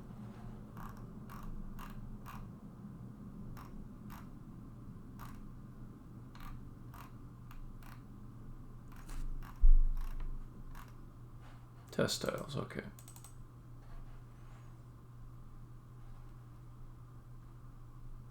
Material is delete me later.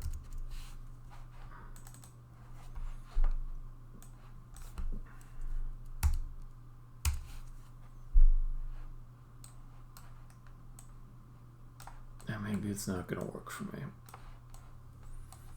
Hey, Plunderton. Are you feeling clean now? It's important to be clean. Anyways, I was hoping to demo something, but it looks like I'm,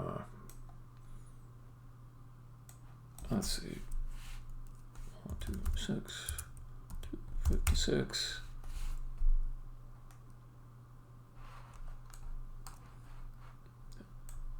That's good. That's real good.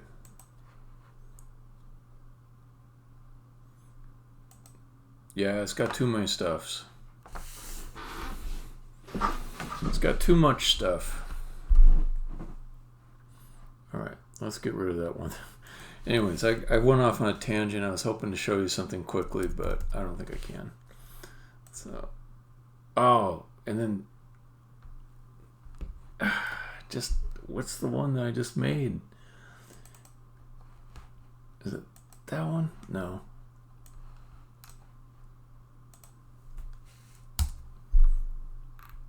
I want to get rid of that one. Okay, good.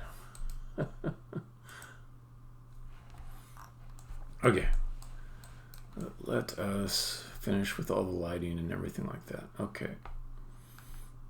So let's get the walls up. Let's get them showing the right texture. Okay, that's good. That's good.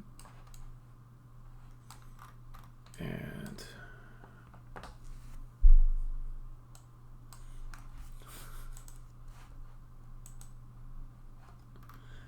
is that high enough? I should set a marker in the at some point in this geometry that lets me know how high I need to go to show stuff around it. So I keep forgetting. I think I won't do anything too special on this one. I'll just raise it up pretty high.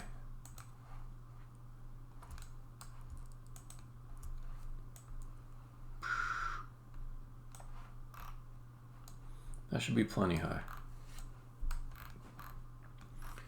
Okay, now thinking about the places where I can see this outside stuff, I want to protect that, so I'll just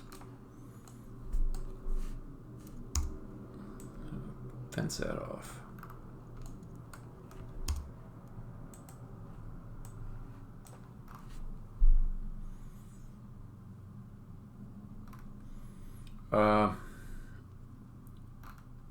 Multiple reasons. Have you heard of rubber ducking? It's a programmer technique. So if you talk about problems you're trying to solve out loud, a lot of times it makes them easier to work through. Okay, the other thing is, if people are watching me, it gives just like a little bit of motivation. Like, I would still do the work without people watching me, don't get me wrong, but it gives me just a little bit of motivation. And combined with the thing where I said I'm going to work every day, those two things together are a good combination, because it's like I don't want anyone to know that I'm doing something different than what I said I was going to do. So if I said I was going to work every day and I don't, and somebody might notice that, even though they don't really care. They don't care, I know. It makes me work every day. You're my boss, Bluntington, and Mateo. Ball. I mean, in the end, all of your motivation has to come from you. But little tricks. Okay, the third reason is, and there's even more reasons than that, but a third reason is that sometimes, like, people that know like little things that I don't know, or big things that I don't know, will explain things to me. So for example, yesterday Mateo, he saw that I was having a problem figuring out how to position objects inside of the scene. He says, hold down on the V key and it will make it do something. And I took his advice, it helped me. So it's good. You know, we can help each other out a little bit. And then later on, it'll be more important to promote the game. I'm not in a promotion phase right now. But, you know, later on I'll want people to talk about the game and play it and stuff like that. So I'll probably continue to stream with an extra goal of promoting the game at that point. But right now I don't care about promotion at all. Not even slightly. It's too early to care about it. Main thing is get the game done.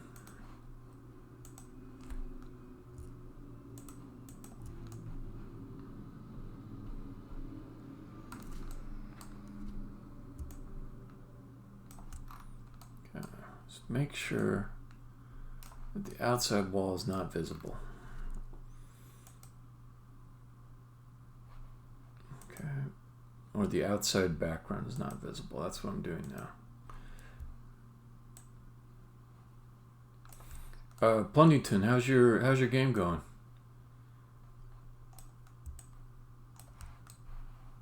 I don't think I've seen the new one. The last one I saw was the You Are a Gray Box one. But you've got another one you're working on too.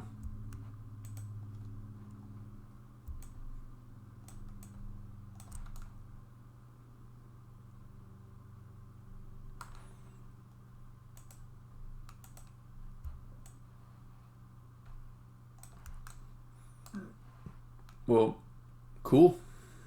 You might be typing now, or you might have finished talking. Okay. Oh, that's right. That's right. It's the jumping one. That's right. Okay. Yeah. Jump, double jump, dash, and wall jump. Wow. Going in for the advanced jumping.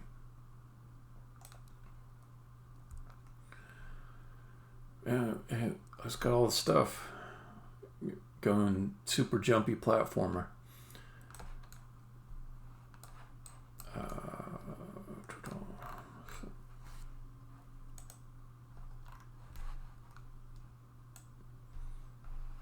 Here, do I want it to stay open? I think I do. I think I want it to stay open.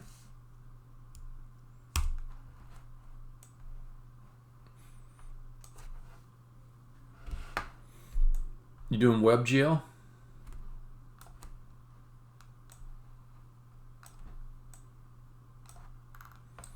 The thing too is, like, you know, you can make more than one build.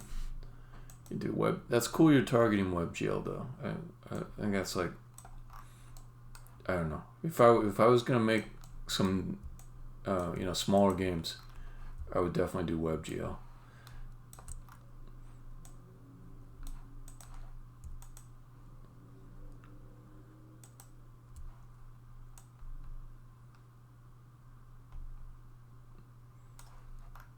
Ah, that's not right.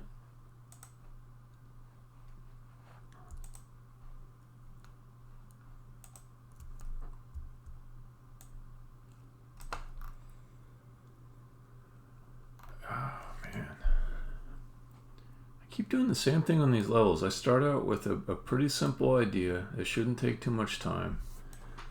And then I add all these extra things to it, and then it takes me some extra hours.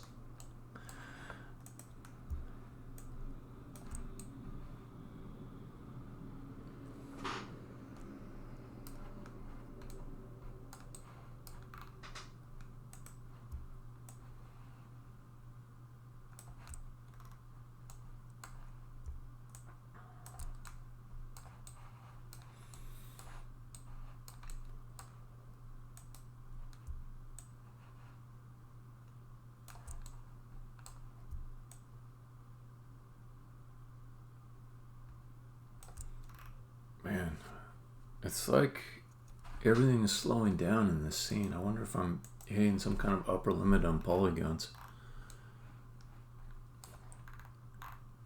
But it's right after actually the rendering is fine. It's right after I finish a Pro Builder object. So I make a change to a Pro Builder object, and then there's a long pause. And it's not a large Pro Builder object, so I think there's like some shared data structures involved. Okay, can I see the wall from this side? Can I see the outside from over here? I probably can. Let me just pull this up too. I don't have to do it 10 times, so I might as well. I mean, I don't want to hit play and explore and come back and go through that cycle 10 times. So maybe I'll just overcompensate and make these walls even higher.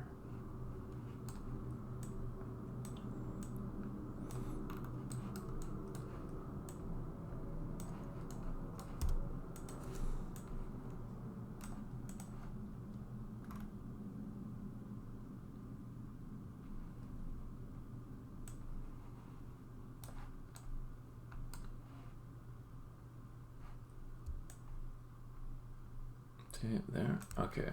Yeah, it's getting a little sluggish. I have to remember that. This is probably about where I want to put the limit on Pro Builder objects.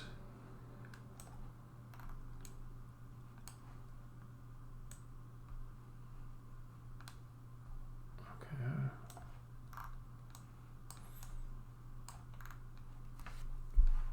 And that needs a wall.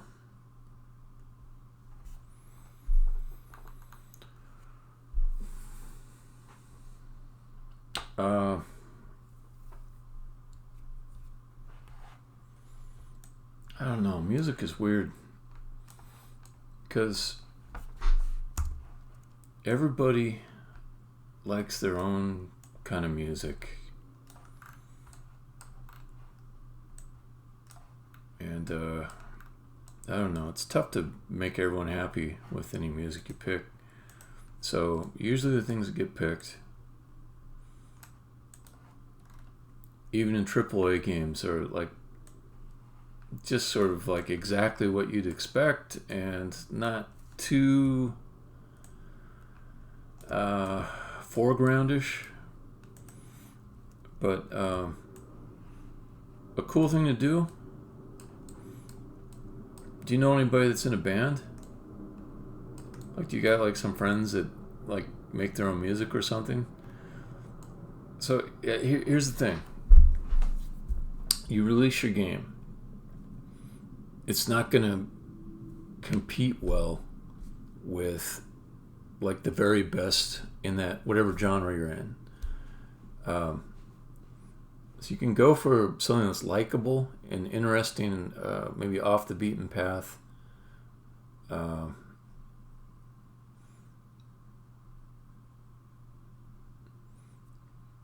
Yeah, like say you got a friend that knows how to play the clarinet, and you just go to them and you say, can you record like a really fast action clarinet thing?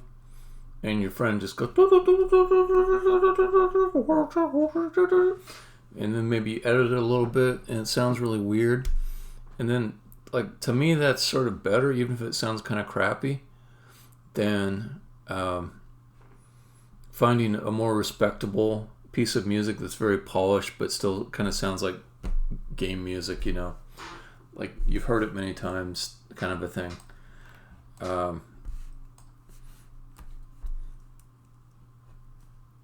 Another thing you can do is you can find forums where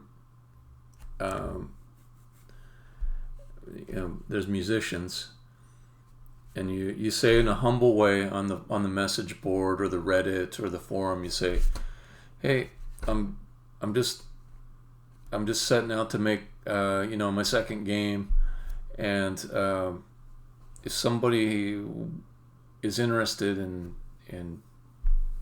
making some music for my game, I can't pay you. I'm just not at that level right now, but if you want to hear your music in my game, if it might amuse you,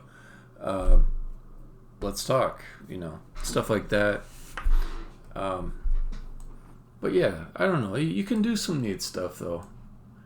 You can meet people you wouldn't normally meet if you're creating something and you put out an offer to, like, you want to collaborate. You just have to do it in a nice way, in a humble way, and then sometimes you make connections with people that are worthwhile. Anyways, it's just one thought.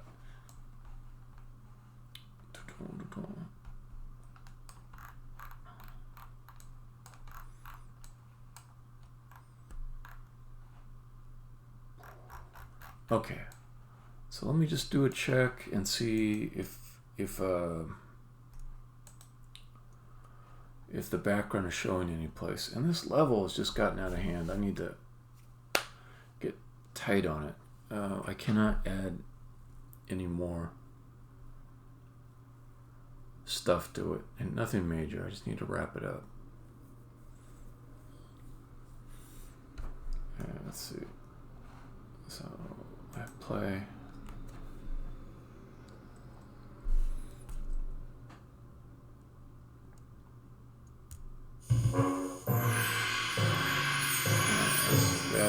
That's not going to be helpful.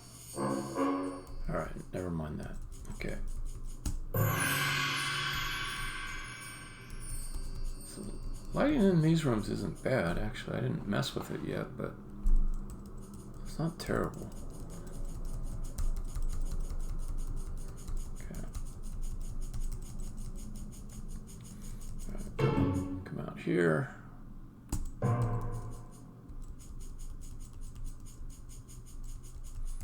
We'll need to get up there to see that part.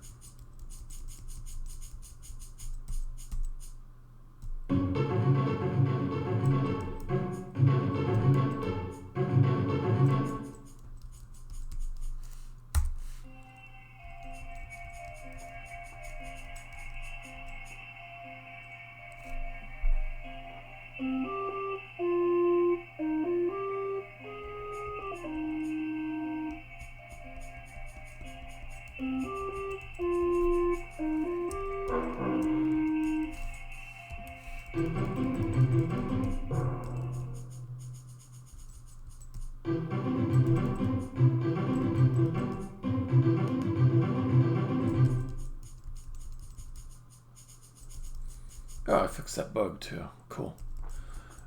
Okay, so this is sealed off good.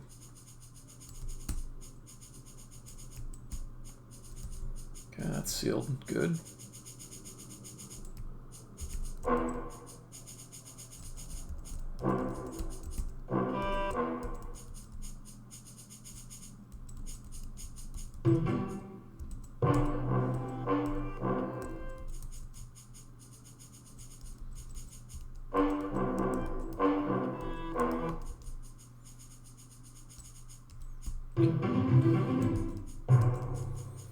Alright, let's spell so I can go up to the other area.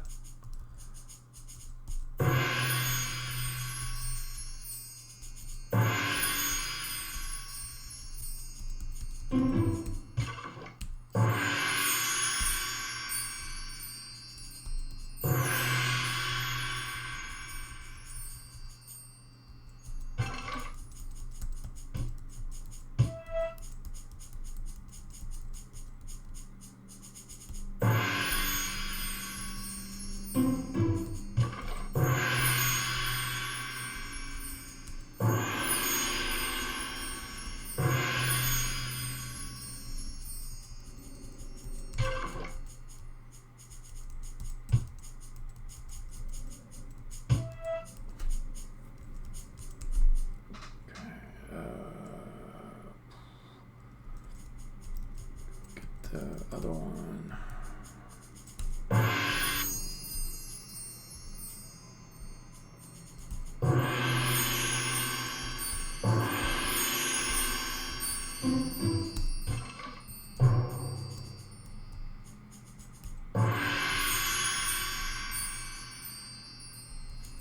So I should have R, D, okay.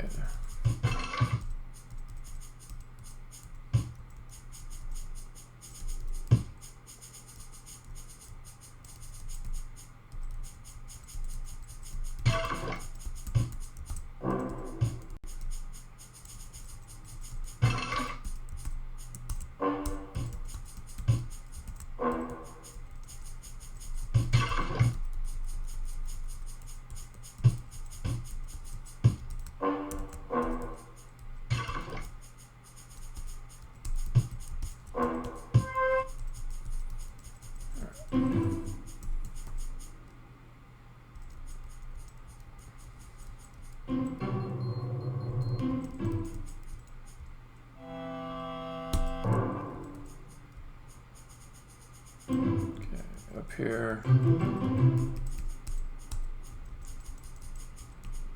That looks fine. The lighting's bad, but it's not showing the background. Okay.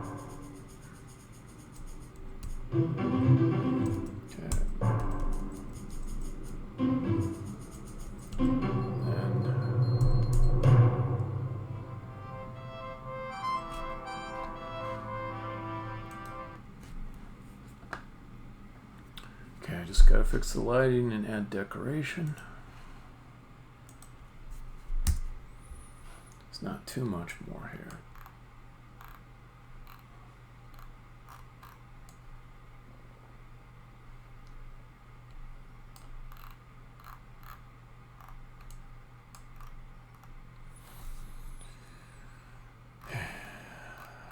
All these lights.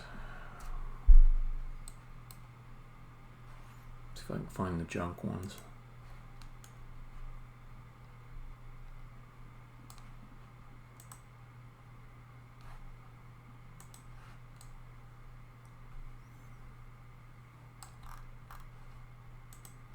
Okay, is that doing anything? No, let's get rid of that one.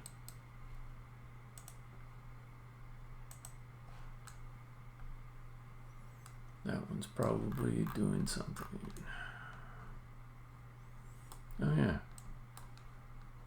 Alright, let's make it more useful.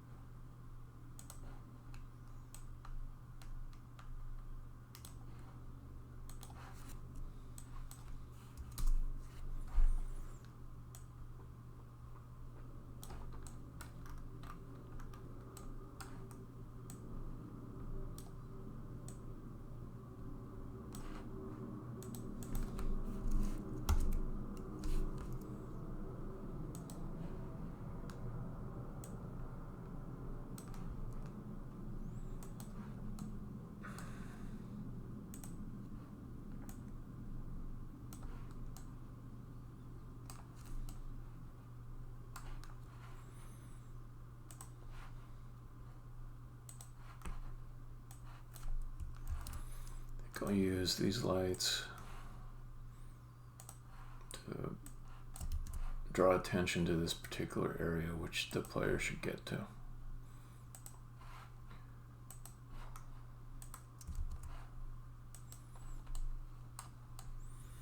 Purple is my lighting color I use for what's over there? So let's see what else. Okay, that one's fine. That one's fine. That one, let's move it.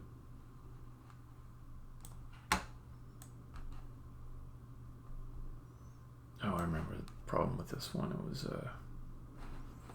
was making it extra bright so it would fix the seam. Yeah, Plundyton. I'll catch you later.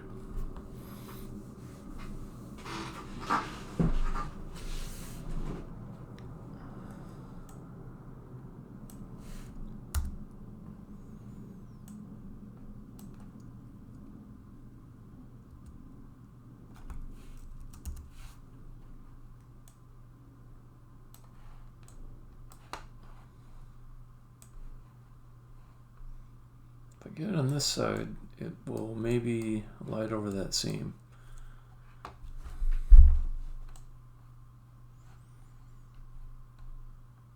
Okay, next. Where's that one? Wasted. Let's put it somewhere good.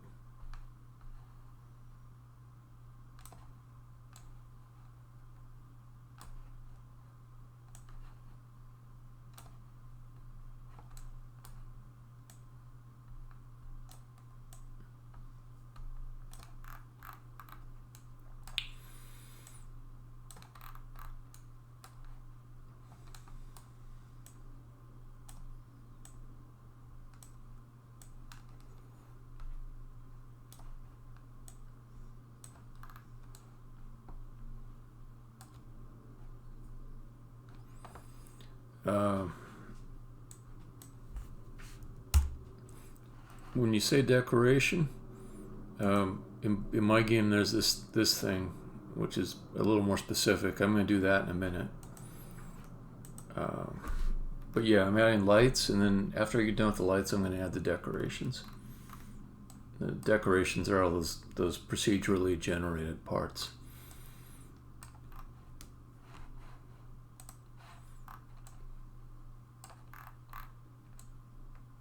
Okay, the pit lights, I'll leave those alone. I'll rename it too so I know what they are.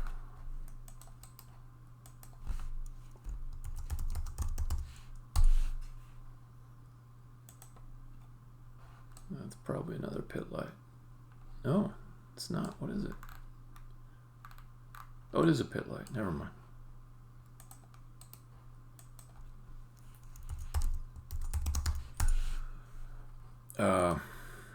Yeah, I'm not good at lighting. I'm okay, but I'm not good at lighting. I'm trying to get better.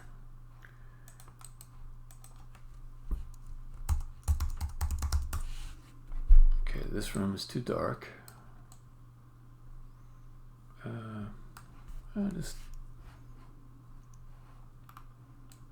Okay, tea room needs another light in it. But let me get the other pit light.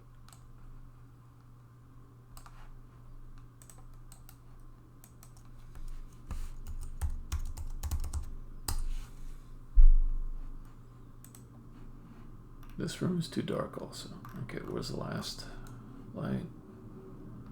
There, leave that one be.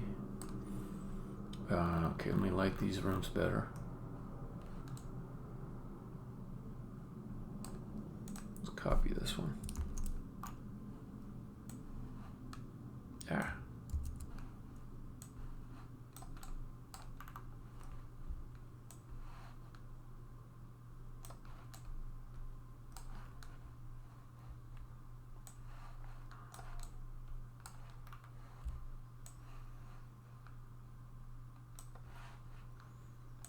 Just give it a different tint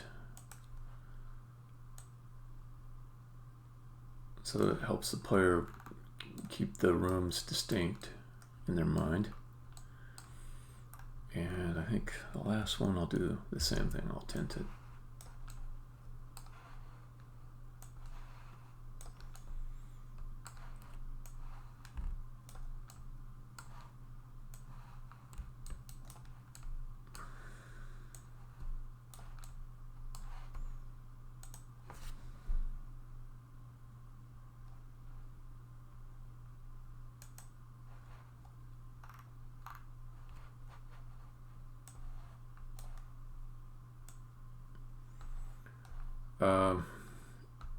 About 20.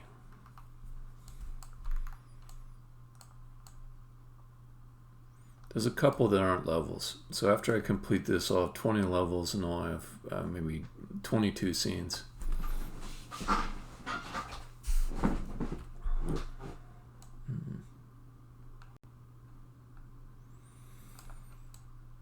One thing I haven't really thought through is maybe I have to create more bundles later on. I'm not sure. Like, is it a problem if I have 150 scenes in the game? Or do I need to structure it differently? Okay, this room is kind of dark. So let's get something over there.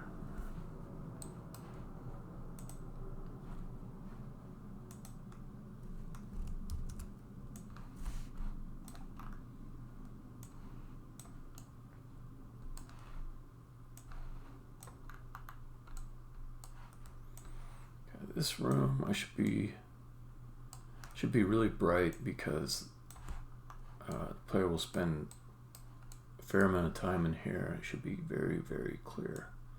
Let's go 25.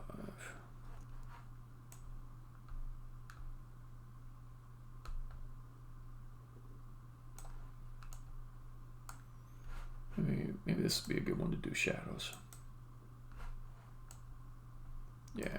with all the pillars.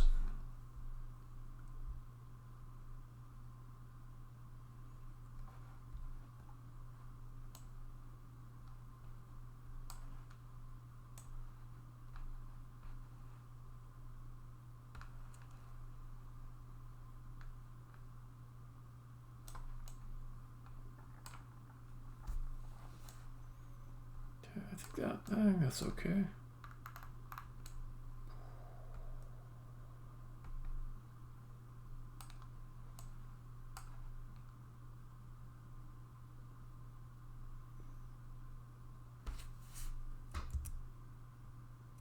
Well, let's see how far I am towards that.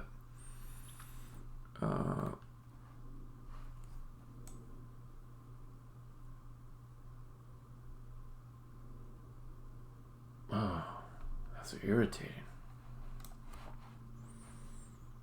So,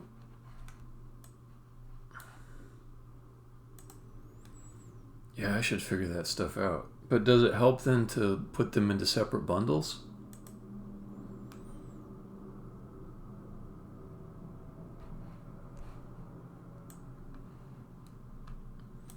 So now I'm at 400 megabytes.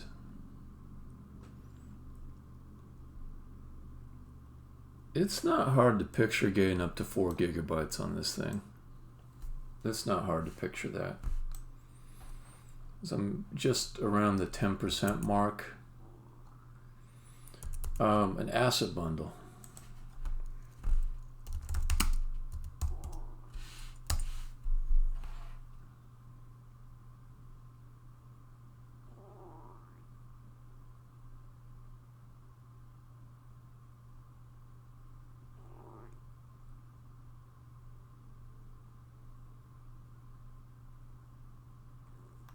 Anyways, that's something I should read up on. But yeah. Okay, so lighting. That seems pretty good there. I like the shadow there. Okay, the other place I'd like is in here to have a spotlight.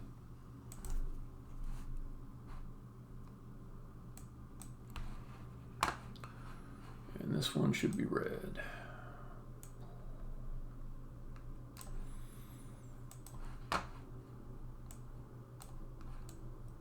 Oh, I gotta use your V trick. Yeah, that worked.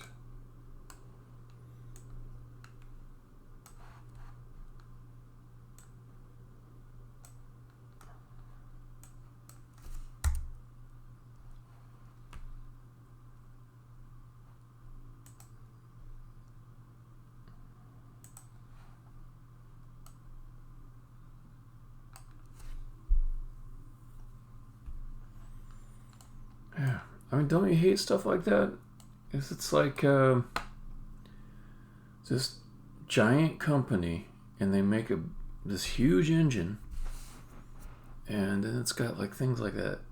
You know, it seems like if you're gonna go to the trouble to use an engine and pay a company money for it, if you're you know, if you go above a certain revenue, it feels like the engine should be a little more robust.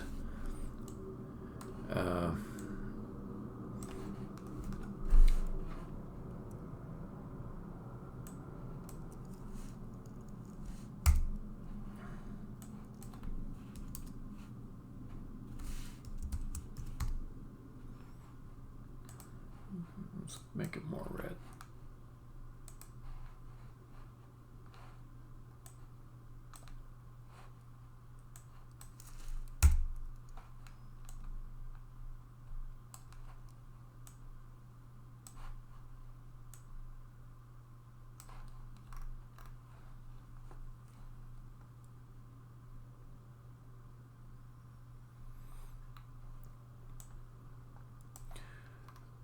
Yeah, I don't mind paying.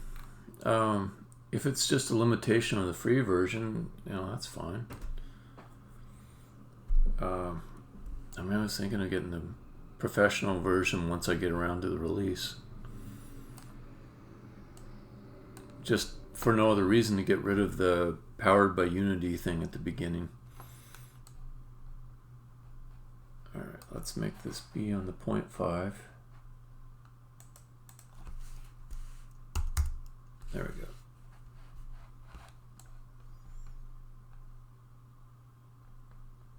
It still looks a little off to me, like it should be.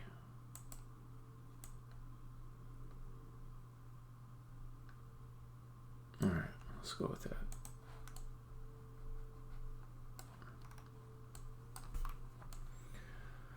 Alright, I'll do a run through. Let's go ahead and stick the decorations on. I can put the decorations on.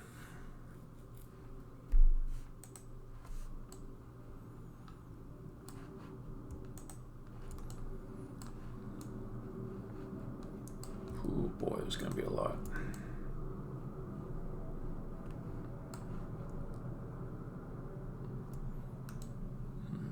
Do I want them to go down there?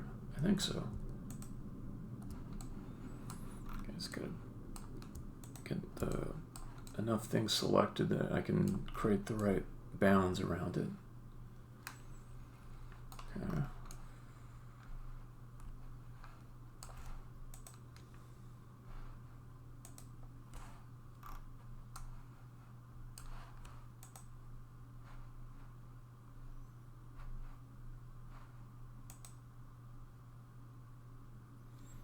Oh no.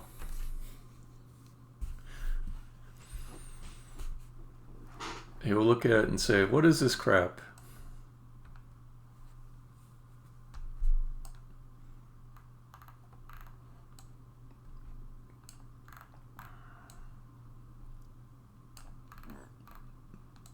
It's only for people that like puzzle games.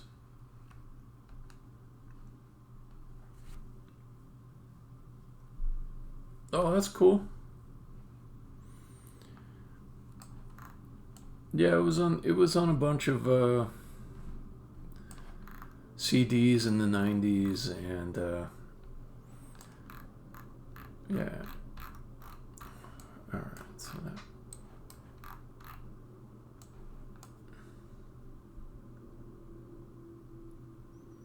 Yeah, exactly. If you get one of those collections that was put on first, a lot of people saw them there, or a lot of people saw the game on one of those collections. Let's disable those guys. Let's disable the pillars.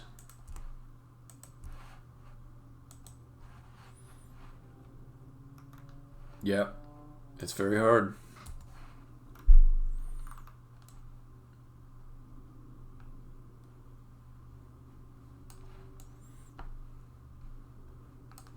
Believe it or not, I'm trying to make this game easy because Drod was too hard. Deadly Rooms of Death was too hard. It may not look like it, but I'm trying to make it easy compared to it. That's why every level has got the regular exit you get to, and then it's got a bonus puzzle. So like your friend who it was too difficult for him, maybe this version of this, or this game, maybe he could do when he was 12. And then like if he somebody else who they're more advanced, they can go for the bonus puzzles. Okay. What else do I need to disable from decorations?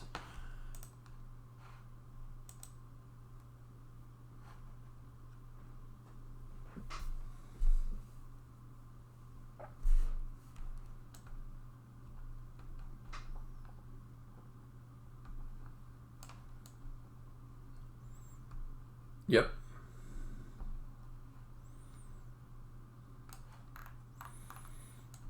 So the two playtesters I have now, Matt and Alex, they're both Drod players,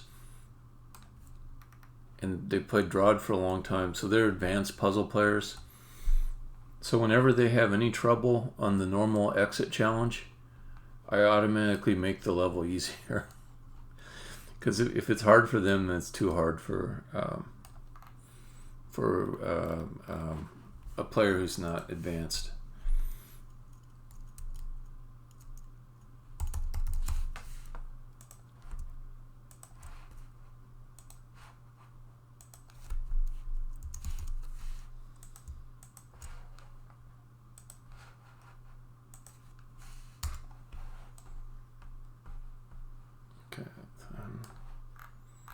Decorations down here. How do they look?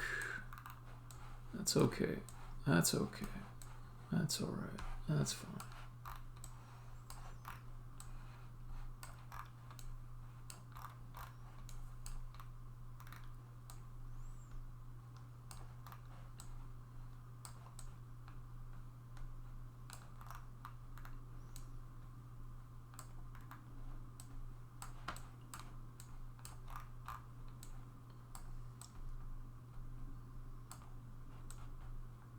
This seems pretty good. I don't see anything wrong.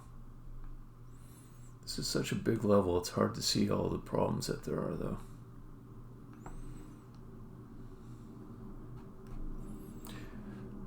Do you want to try it? I can get you in the playtesting group if you want.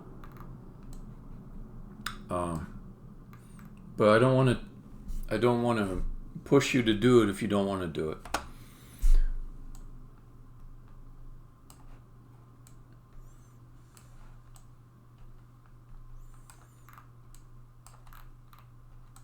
That seems okay. All right. So I think what I'm going to do here is I'm going to make this my final playthrough before I stop the stream. I might see a few problems, but if I see any, I'll just make a quick note of them. And okay. So I'll show you kind of like what the group is like.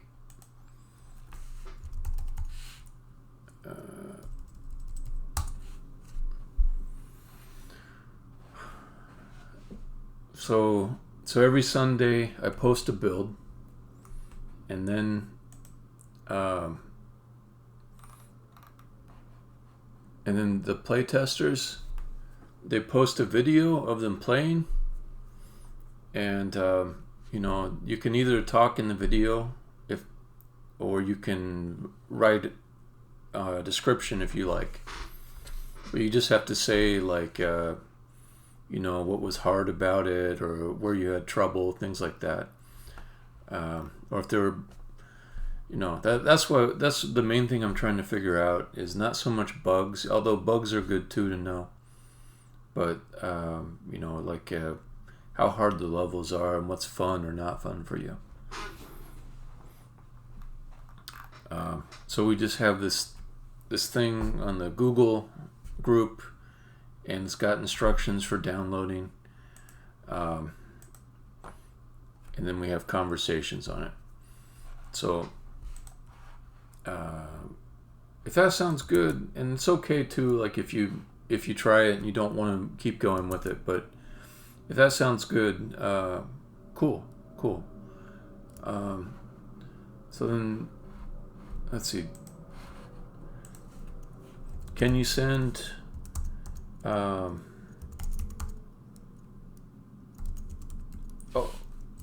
yeah. You already did send me an email. I already have your email. Okay. So after the session, I'll add you to the group. And you can either take the earlier build, or you can wait till Sunday and there'll be a new build. All right. So let's go back. Yeah, glad to have your help, man. And it would be good to get some players who are not really big puzzle players like Matt and Alex, because if I don't get a few people that are more normal players, it'll be hard for me to tune the game.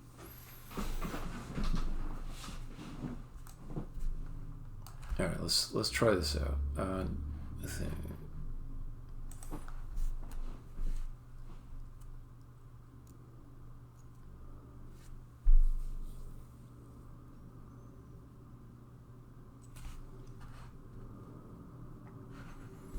Oh, it looks a little dark.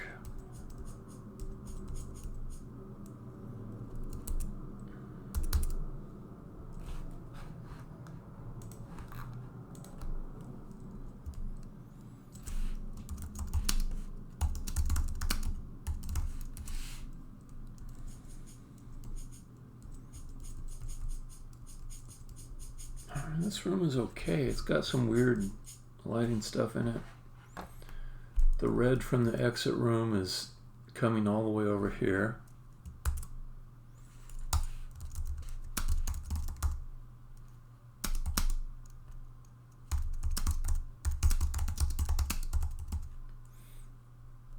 Fair enough.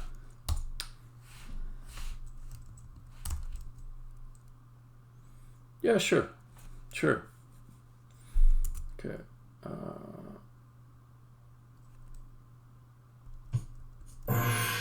Oops.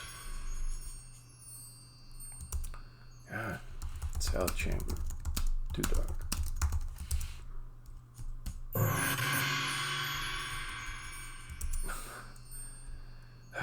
There's so much difference between the lighting in the scene editor and what's in the player. So much difference. Come on, Ryder. What's up with you?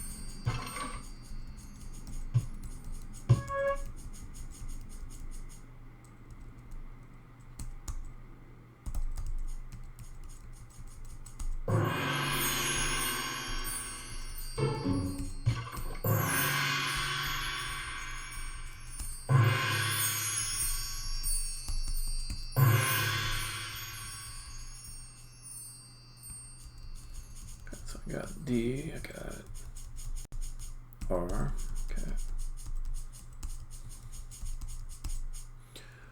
All right, Mateo.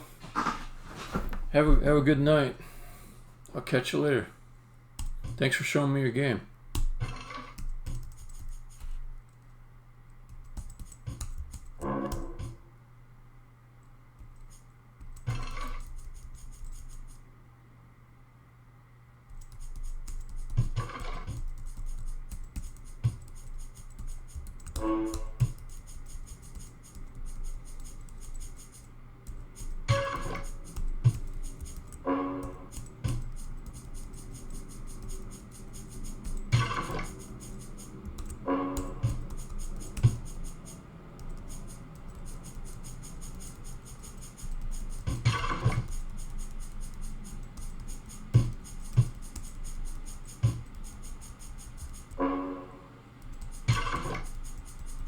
Bet.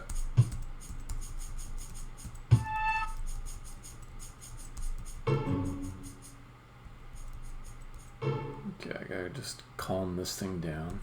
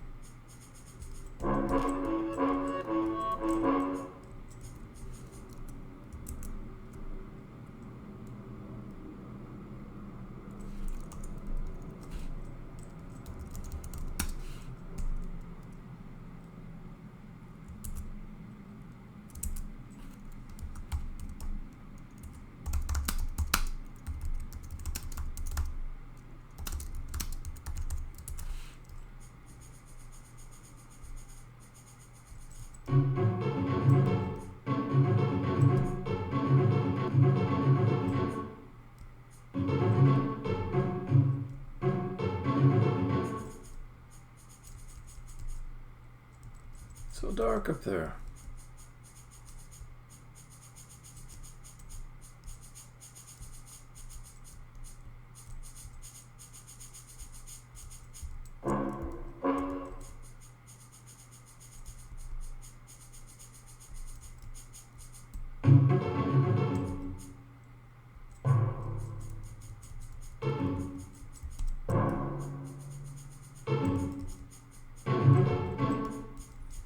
So friggin' dark.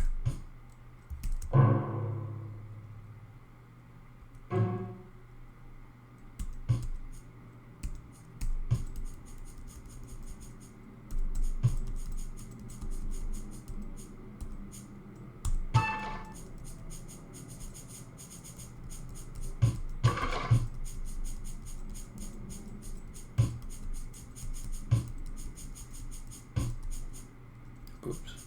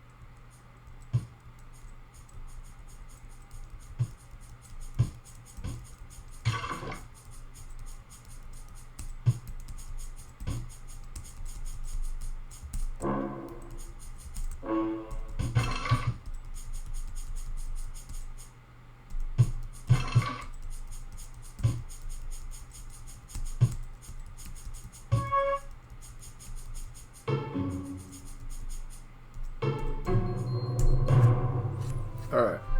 I'm gonna call that a stream. Stopping the stream! If there are any lurkers, I always love lurkers. Lurk on.